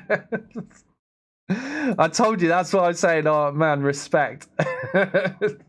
You saw my comment, right? and just, after your first try, just, dusting yourself off and going, do you know what? We're doing this again. I've got this. I'm going to do this. It's definitely entertaining. Striker, how you doing? Good to see you, mate. I'm doing good, thank you. And Striker is another guy who is streaming Battletech Extended 3025. Be sure to check him out if that's your thing. And Striker, if you aren't already watching Hotakun when he streams, see if you can catch Hotakun, because he's just started a campaign on the mod. And he's doing it full on hardcore, like maximum difficulty. Decker isn't allowed to die, no special weapons, stock mechs, the lot. Just everything you can imagine to make your life a nightmare, he's doing. So check out his stream, man. Unreal stuff. And boy, did it look hard. So Striker says, I'll be doing headhunting Saturday night. Awesome stuff. So yeah, guys, if you're Battletech fans, make sure you check Striker out. Striker 11B, that is, on Saturday night for some Battletech Extended 3025 mod. Right, in the meantime, back to the Football Manager, though. We have Leyton Orient. We are away from home. It's going to be a tough game. Are the players fit enough? Yep, they all look fit enough. Right, I'm going to go with the absolute strongest defence that I can here. So, what I think I will do is do you know what? There's only half a star difference between Harvey Smith and Luke Lyons. And Lyons is my own player, whereas Harvey Smith is just on loan. Although I was thinking about potentially signing Smith. Lyons is 19. He's got a rucker potential. Do you know what? I'm going to keep Lyons in, but we'll take Bernard off the bench. We'll put Smith on the bench. And then we'll go with this at the moment. Getting concerned that I should probably play O'Hanlon in a game at some stage, but Liddell is on form at the moment, so I don't think it'd be wise to drop him. Average rating of 7.83. That's pretty damn good. So we're going to go with this. This is our lineup. We're taking on Leyton Orient. And as I said, for those that know Harry78, the main creator of the Battletech mod that I play on my daytime streams, this is his team, Leyton Orient, the team he supports in real life. So I'm really hoping to smash the crap out of these guys. And now I can rub it in his face. Okay, so as the league table stands, we will be in 5th place at the start of this. Port Vale, obviously having had a game in hand that they've now played, have gone ahead of us, and they're first in the league on goal difference with a +8. That's pretty epic goal difference for only 4 games played. Port Vale are going to be a scary team then. All right, Cavallo on the ball, taking a long shot, and my God, I'm glad I started paying attention there, because what a start. Under 2 minutes played, Denilson Cavallo gets his 3rd goal of the season against Leyton Orient. And Michael Liddell here with the corner. Cafalas taking the ball, passing calmly to the Brazilian, and the Brazilian shooting from just outside the D with his left foot and guiding the ball home beautifully for our first goal in this match against Leyton Orient. And let's hope it's the first of many. Come on. Let's demand more, because there's always more to demand. Well, it's not another, it's a throw-in this time. Egan with the throw-in, finding Michael Liddell in the box. He's got space. He takes a shot, and it was a good shot, but an excellent stop by the Leyton Orient keeper there, saving his team from the embarrassment of conceding a 2nd goal. Michael Liddell now taking the corner, comes out to Cavallo, back to Liddell for another try. Attempts the cross, but closed down well there by Shipley of Leyton Orient. Plays it to Greaves. Greaves with the long ball, looking for a through ball to Bon. And luckily, Bon was offside. And we will take that. And now another throw-in by Leighton Egan for Blyth Spartans. It's a poor one, though, and Greaves punts it upfield, but it goes straight to Lang and gets thumped straight back again. End-to-end stuff here. It's like watching a really, really oversized tennis match right now. Michael Liddell, can he calm things down a bit? Turns on the spot, plays it to Des Prez. Des Prez surging forward, takes a shot, unfortunately hitting the back of Dan Maguire. No shot on goal there for Blyth. Denied by a teammate, unfortunately. Dan Maguire now taking the ball down, playing it out to the right to Leighton Egan. Egan, can he finally put a cross through? No, he can't. And Leyton Orient players are closing Egan down very well on that right side. See if Liddell has any more luck. No, he's also closed down well. But we do have a little bit of interplay there in the middle. And now Egan has space, puts in a cross, finds Liddell, and Liddell is wide open. And with his left foot, bangs it into the back of the net. It is now 2-0. And Michael Liddell claims his first game of the season. Assist by his counterpart at right wing back, Leighton Egan. And a nice bit of switching play here. A little bit of skill there from Egan to keep the ball in play in the first place, but even more skill to find that cross and set Michael Liddell up for an easy tap-in, really. That was great stuff. It is now 2-0 to Blyth Spartans, and Leyton Orient are going to be embarrassed as we approach half-time if they can't get a goal back from this. And it's another attacking move for Blyth now. Maguire in the box, chests it down. Plays it back to Liddell. Liddell with the cross. Des Prez, the American signing. Unfortunately losing possession there. He needs to do better. Sangare to Des Prez. Des Prez calmly back to Sangare. Now Egan. Let's make that change. Egan with a cross to Dan Maguire's head. Oh, it's disallowed. Dan Maguire, I assume, was caught offside. Yes, he was. He did look a little bit too far forward. And we will see the defensive line here. Yeah, I mean, he's so far offside at the point the ball was struck there. Never mind. Now Cavallo with the header, unfortunately giving the ball away to Leyton Orient. Have they got any life in them? 26 minutes played, and Templeton putting a cross in. No, it wasn't a cross. It wasn't really a shot. It was a crot. And that crot claimed by O'Reilly very comfortably. And he rolls it out to the new Greek player, Kefalos. We're getting all international now at the Blyth Spartans. And I'm loving this. We're getting some talent in from all over the place. Although we do start in season 1 with a New Zealand international. So, you know, that's kind of exotic. But we've got a few more now. And, Fuster with the header there from a Michael Little cross. Very nearly finding the goal. And it's deflected out for a corner that Little will take. And he plays it out. This is becoming a favourite manoeuvre there. Playing it outside the box to Cavallo for the long shot. But Cavallo wasn't quick enough with the shot there. And we're having a bit of pinball in the box. Unfortunately, Little finding himself offside at the end of that move. And that will come to a close. So far, Leyton Orient only managing 3 shots this game. Little with another corner for Blyth Spartans. We're all over them here. And Lyons now playing it to Des Press. Cavallo to Lang. Lang, the central defender, takes a shot and slots it home. And that was a fantastic finish for a centre-back there. Captain Lewis Lang. Would you look at that? So Lyons here to Des Prez.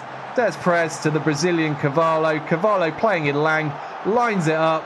Slots it home. Bottom left-hand corner of the net. Bang. Goal number 3. And this is fantastic. I'm really enjoying this. What an embarrassing result for Leyton Orient. Oh, Catch, thank you very much for the resub with Twitch Prime. Really appreciate that, mate. I didn't even hear the announcement because Football Manager's so loud. Also, I'm loud when playing it.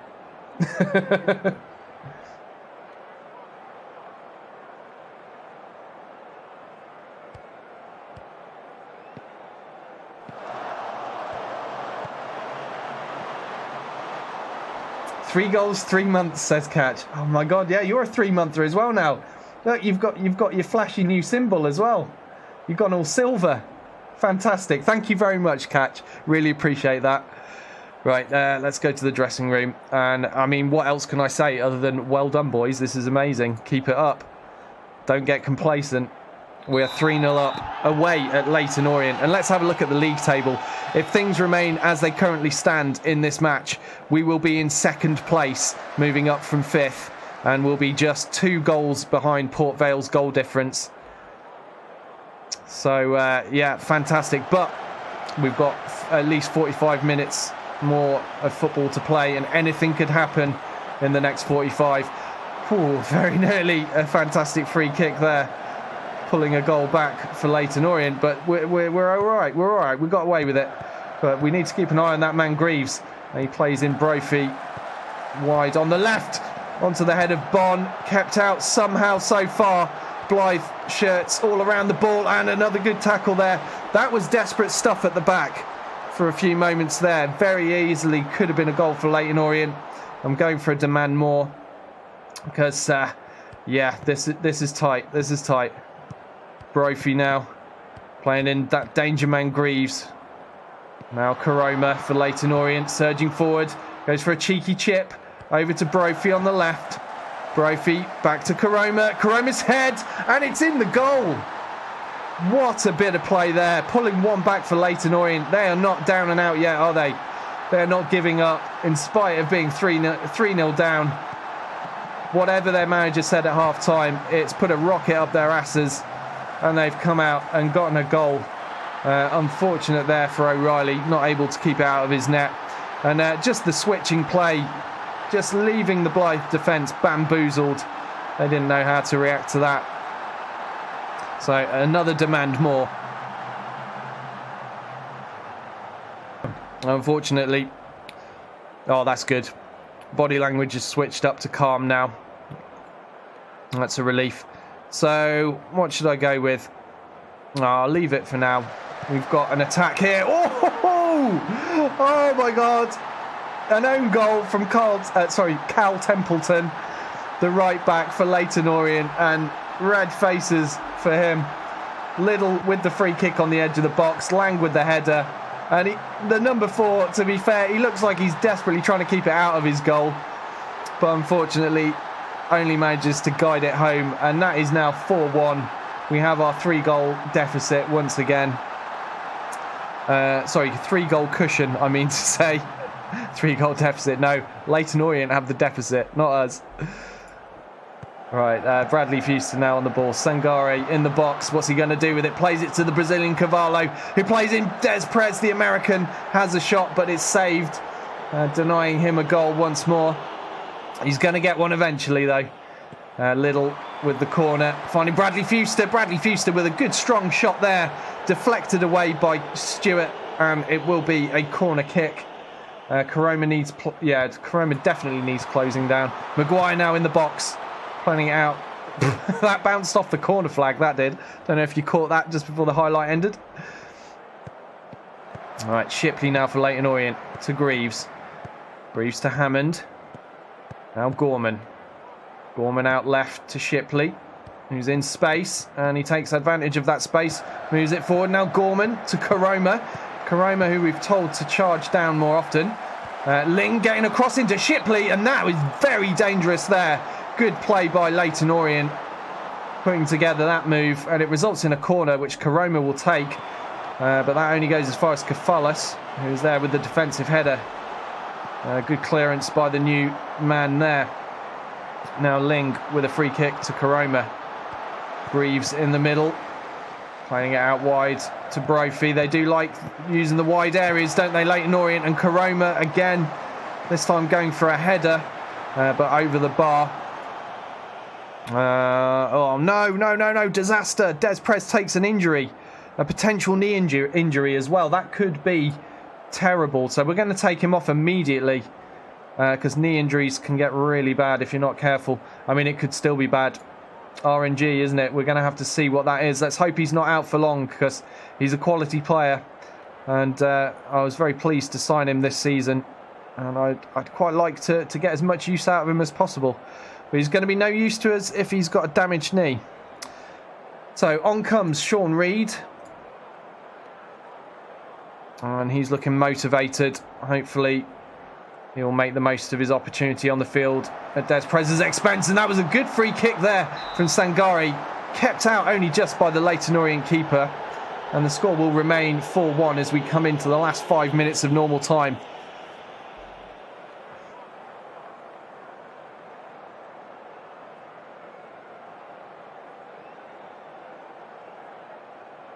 Oh, Ryland says, join the silver crew to catch. Yeah, that's right. Got to get those silver badges. Koroma now with a free kick. Templeton back out to Koroma. Sangare saving the day just before the final whistle. And we win 4-1. Take that, Harry. Take that. We have defeated Leyton Orient in their own stadium. And by a comfortable margin as well. A 3-goal lead as we win 4-1. And an own goal as well, just to add insult to injury. I'm happy with that. And yeah, we're going to go for a passionate. I'm very happy with the result. The best we can give them. That was great stuff. Well played, lads. So next we have Cambridge United. Another away game. And Cambridge, although they're only 16th in the table at the moment, look to be having a tough start to the season. Oh, they've moved up to 13th after their last match, so they must have won, I guess. Who did they play? Cambridge. Oh, there we go. Beat Barrow 2-0. Okay. Yeah, Cambridge, I was just going to say, are a team that I've got respect for. They could be a tough game for us. But look at that. Look at that. 4 games played, and we are second in the division. We've only just come up to this division, and this is epic stuff for the boys in green and white. So we're still behind Port Vale. I think we're going to have a tough time overtaking them. I've got a feeling Port Vale are the strongest team in the division. Looking down it, And but at least we're not doing as badly as these teams. Stockport, who pipped us to the post in season 1 and won the division title in the Vanarama North, look to be in the relegation zone at the minute. 4 games played, 4 games lost, -8 goal difference. Good to see them suffering after we lost out on winning the title and therefore promotion in season 1. I hope they go back down. Okay, so Des Prez's injury. Oh, pulled knee ligaments. Pulled knee ligaments. Knee ligaments. Let's get it right. It's a tongue twister. But yeah, so he's out for 12 to 15 days. And that's not good. That's not good at all. Man, I hope that doesn't come back as well. So let's get an update on Nexus. How's he doing? He had a quiet game. Poor crossing from Nexus. Right, okay. Oh, they were playing him as a wing-back on the left. He's not a wing-back. He's a midfielder. No wonder he had a poor game. You're playing him out of position. Oh, dear. Let's hope Gainsborough start putting him in the way into positions he's used to playing. Michael Little there getting the praise, I think, for his 1 goal and rating of 8.5. Yeah, defensive work was top-notch. We've told him. I guess that will do. He took it. Catch says, you've avenged the terrible opening hand Harry dealt Hotto in 30-25. Yes, let's go with that. I like that idea, Catch. Yeah.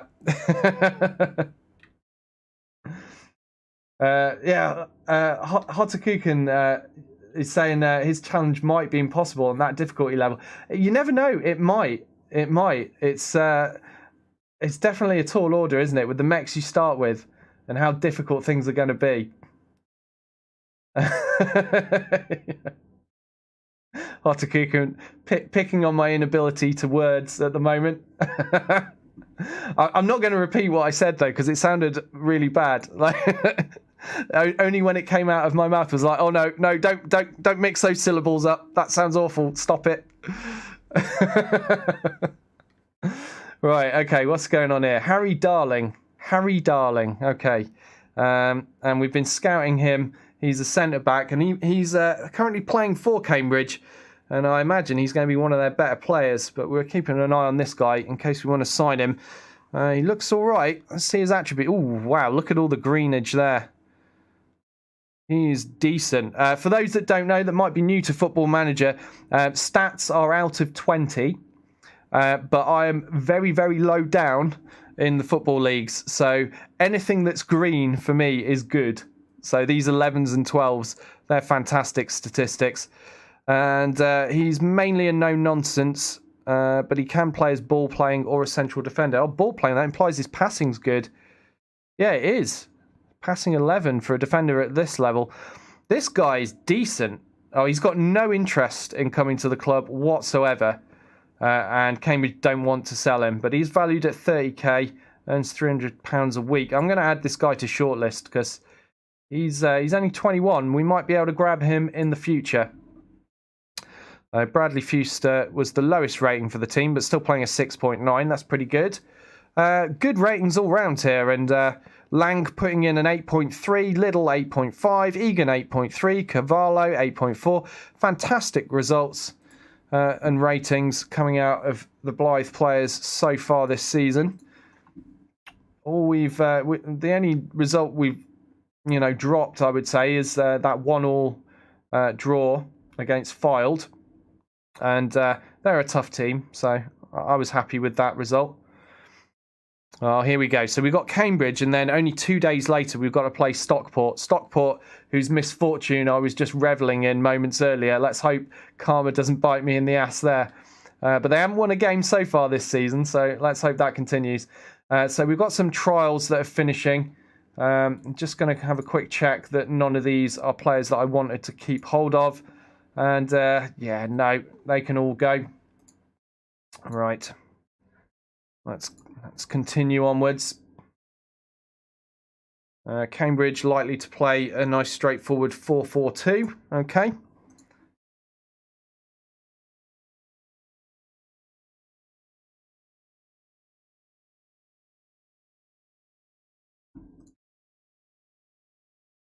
And we'll have some emails to churn through before we reach that match day. But we're going to have time. We're going to have time. Yeah, definitely have time for one more match. Maybe because this match is so soon after, I might be able to squeeze in the Stockport County game before I end the session.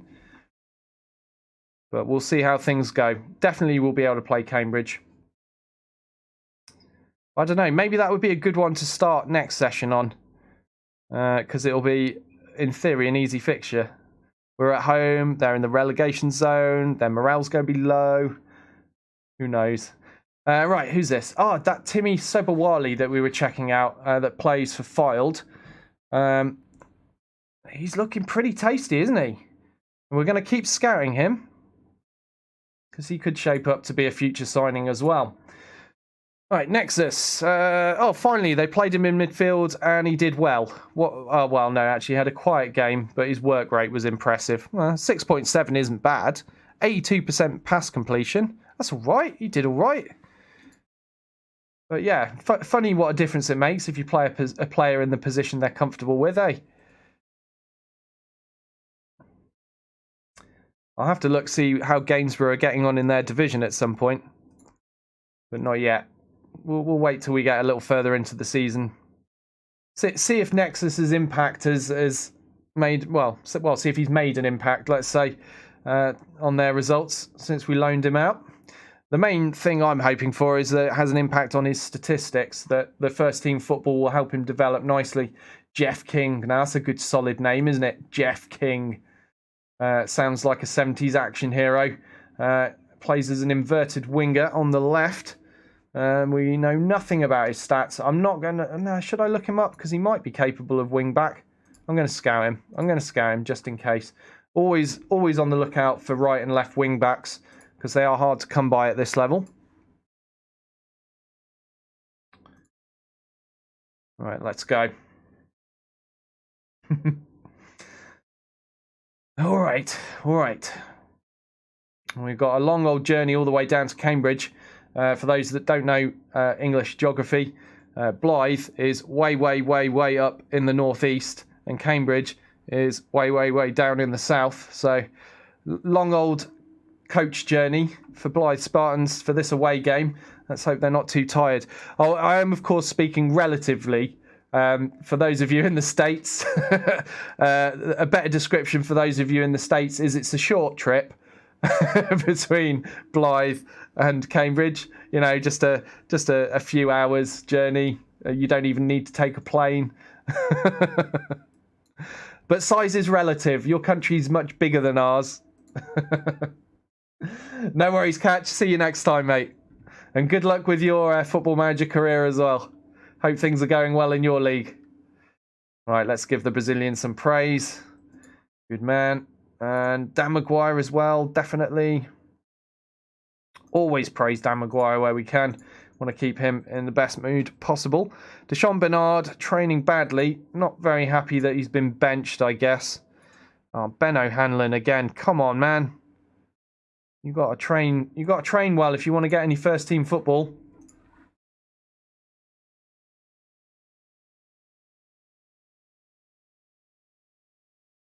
Deshaun Bernard, let's make him available full time for the under-23s, and we're looking good, I think. Yeah. So my new first team has taken shape already this season, and there's a few players that were getting regular football last season are already starting to be left out. Bernard being one of them.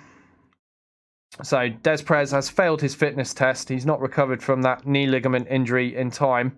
I'm not really surprised by that. So we will have to play a different midfielder in his position. Cambridge playing in the yellow. Their form is only fair, whereas ours is excellent, although they are favourites, unsurprisingly. This is going to be potentially tough, but based on current form, I'd say we've got a chance. And we'll be playing in our away kit, which is mostly a white shirt with a few tiny little green stripes on it. So tiny you can barely see them. Right, Des Perez is going to have to come off. And let's get former captain Kieran Green in. I think that is a good swap. Kieran Green now this season giving up the armband to Lewis Lang, who's a little bit older and more experienced and therefore more suited to it. But Kieran Green is still the vice captain, so he does get to wear the armband now and then if Lang ever misses a game. And I think this is going to be the lineup. And of course, Green and Sangare already having a partnership together. They played a lot of football side by side last season. But Kieran Green lacking match fitness a bit. Hopefully he'll make it through the whole game. And if he doesn't, we've always got Sean Reid we can bring on. All right, yeah, pick up where you left off, boys. And let's play. So we have the kickoff in the first half here in Cambridge. And the sun is shining. Yeah, typical southern weather. Look at that. All bright and nice and sunny. Do I sound bitter? Because I'm meaning to. All right. We should encourage our players to try more long balls forward. Well, we're already playing direct. We do a fair few long balls as part of the strategy anyhow. So I'm going to ignore that advice. But what I'm going to do is demand more. 17 minutes of football played and we've not had a single shot. Definitely need to demand more. Something's not going right here. And this is concerning, actually. This is very concerning. I might have to make some changes to the strategy for this match, at least. Well, we've now had one shot. But on the plus side, at least Cambridge haven't had any highlights either. Or did I speak too soon? Here we go. O'Reilly to Kafalas. Now Sangare upfield, looking for Dan Maguire, but he's not going to find him. Halliday claims easily. And now Mitov with the goal kick to Adams. Well, who knows which way this highlight's going. Blyth back into possession though. Cavallo playing the ball forward. Now Dearman though at the back for Cambridge.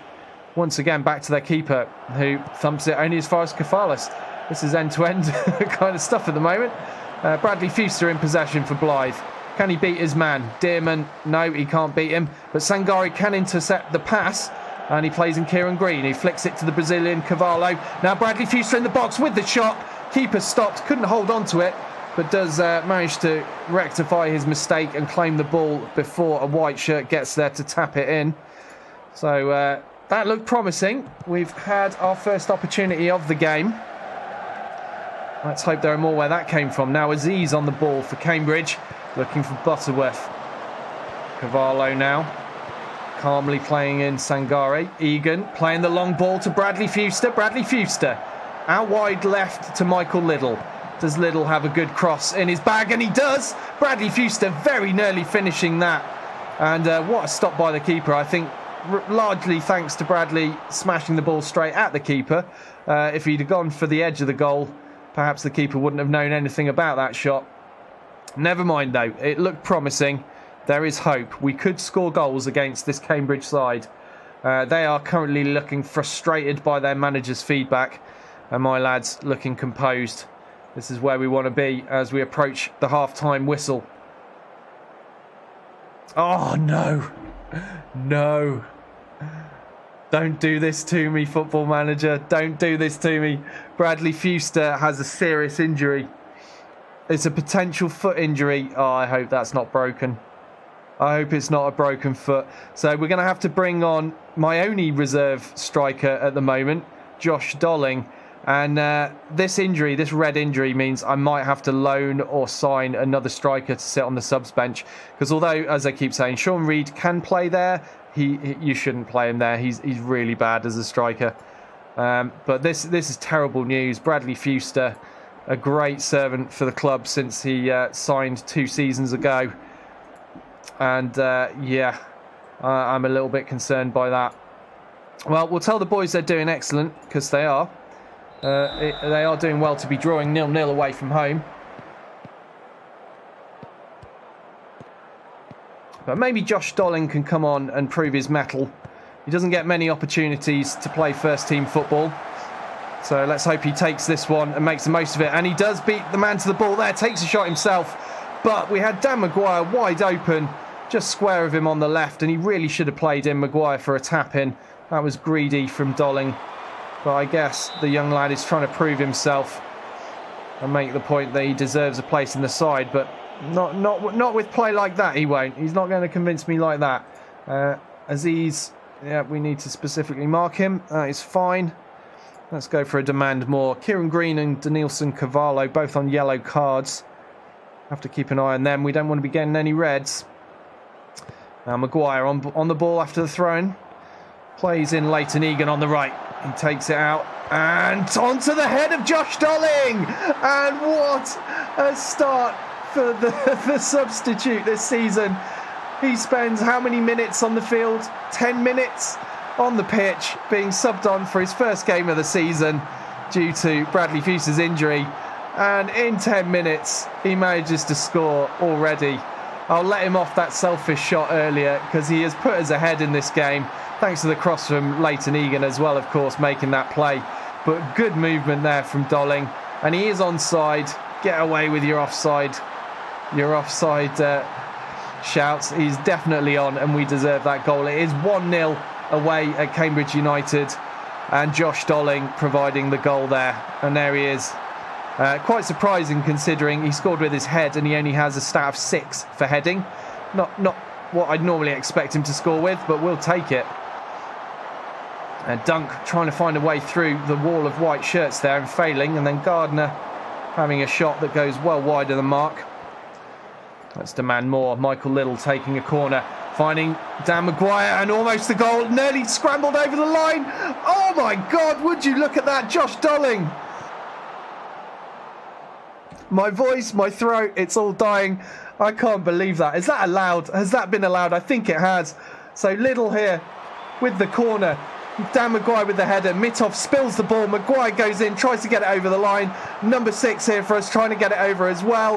And then Dolling finally scrambling it home. So Maguire had a crack, Sangare had a crack, and Dolling is the man that actually sent it home.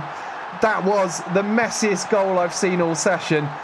But it's a goal, and a goal's a goal's a goal. We're going to take that and run with it. We are now 2-0 up after 72 minutes of football. And have we just given away a penalty? I think we have. Blyth players getting too excited, a little bit overzealous at the back there. And I'm not sure who gave it away, but Butterworth steps up to take it, and Reed! O'Reilly with the save. What a save that was. Unbelievable stuff here. So we keep the goal out, and O'Reilly, an incredible save of that penalty. Luke O'Reilly, I'm so glad I signed this man. He has been such a good servant for us. In my opinion, he was a big part of us getting promoted last season. He kept out so many goals that could have gone in when the defence was caught napping. And there he is again. Oh well, failing on the follow-up. But, you know, he closed Aziz down and did a better job than the guy that was marking him. He was just unlucky that the rebound fell to Aziz there. But look, number 13 here, just no idea what he's doing. But O'Reilly closing down, but couldn't quite get the follow-up stopped. But still, I stand by it. Luke O'Reilly, great keeper. He's done good things for us. I don't think he could have done much about that goal, in all fairness. So there are 8 minutes of normal time to play. We are 2-1 up. Cambridge have pulled one back, and I'm sure they'll be looking for an equaliser before full time. We need to be careful here. Kafalas picks the ball up in midfield, playing in Kieran Green. Now Cavallo. Cavallo with a nice slotted pass to Michael Little. Little almost finding Maguire with the deflected cross. Now Lang to Egan. Leighton Egan taking his time over this, well aware that his team is 1 goal ahead in the dying minutes of this game. And some short passes being strung together by the Blyth Spartans. Now Dolling out wide to Egan. Egan is in space. Can he put a cross into Maguire? He goes for it. He finds Michael Little. And it's another goal. Second goal of the season for the left wing back, Michael Little. And what a strike that was. Again, the 2 wing backs linking up fantastically. Egan providing the cross. Little providing the finish. And this chap here who missed that defensive header is going to be kicking himself because he should have made that. And it is now 3-1. And this is a great start to the season. I'm going to praise the lads as soon as I'm able to. But now 4 minutes of normal time to play. And it's almost all over. We have a 2-goal cushion. And now we have a throw-in. Cavallo on the ball, playing it to Green. Green with the through ball to Maguire. Does Maguire have the pace? No, not at this late stage of the game. His legs are tired now. Not quite got the burst of acceleration that he would have had in the first half. Well closed down there by Egan.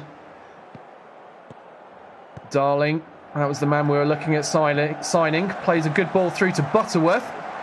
Finding Halliday in the end, and nobody was there to stop Halliday's shot, and that could have been a goal very easily. All he had to do was put it on target, and the keeper would have stood no chance. Right, we're going to praise the lads now as we come into the final few seconds, and that is the full-time whistle. And Blyth win this match 3-1.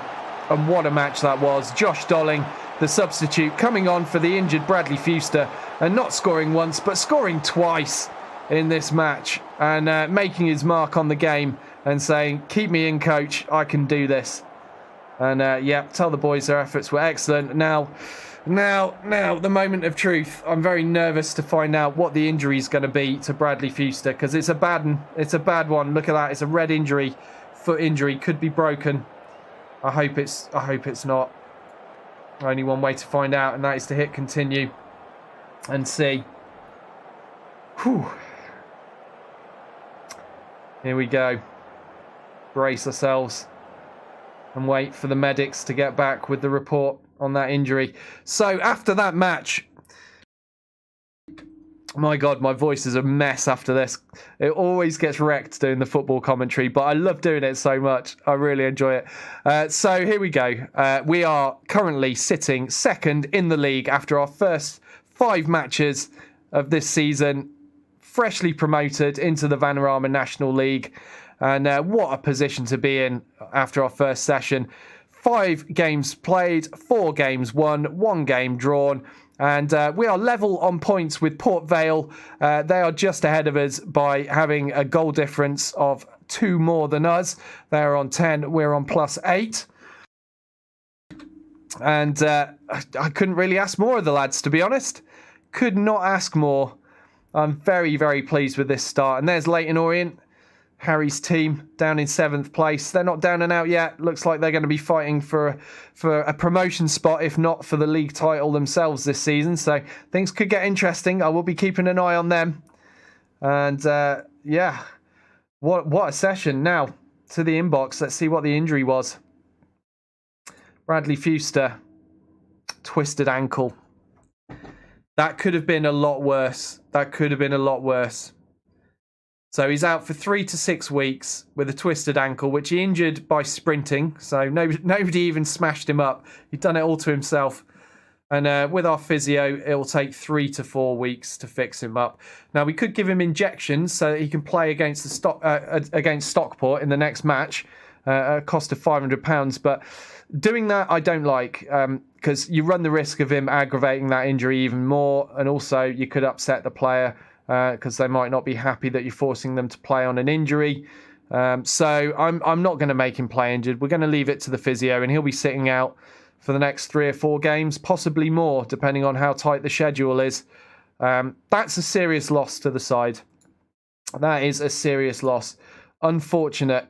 Nexus came off the bench to show some brief glimpses of quality at Gainsborough, and I think it's time we did have a look to see how they're getting on in their division. So, where are they? They're 15th in the Vanarama National League North. So, not well is the answer. They're not doing well. We'll leave that there then. Egan impressing for Blyth, making 2 assists, 4 key passes, rating of 8.8. That's fantastic. That is fantastic. Let's go with praise his passing. Good man, Leyton Egan. Okay, and that is the end of my Football Manager session. It's time to end the stream there. But thank you very much for watching. Thanks for stopping by, guys. I'm going to... Hotakukan, are you going to be streaming any more tonight? I want to watch more mechs. I want to watch more brutal mech action. So I'm going to see if Hotakukan's streaming as soon as I finish and chill out for a bit. But yeah, thank you all for tuning in. I hope you enjoyed that. I'm having loads of fun. I think we had a great start to the season. I look forward to hopefully continuing our run next session, which will be next Football Friday. At the usual time of 9 p.m. UK time. I think it's at about 5 p.m. Eastern.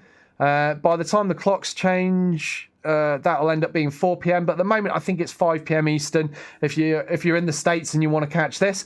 Also, I will be back tomorrow with more BattleTech Extended 3025 mod at the usual time, and that is 3 p.m. UK time and 11 a.m. Eastern. So please come along and join me for more of that if you want to see some mad mech action and seeing all the new vehicles as well that have been added to the mod.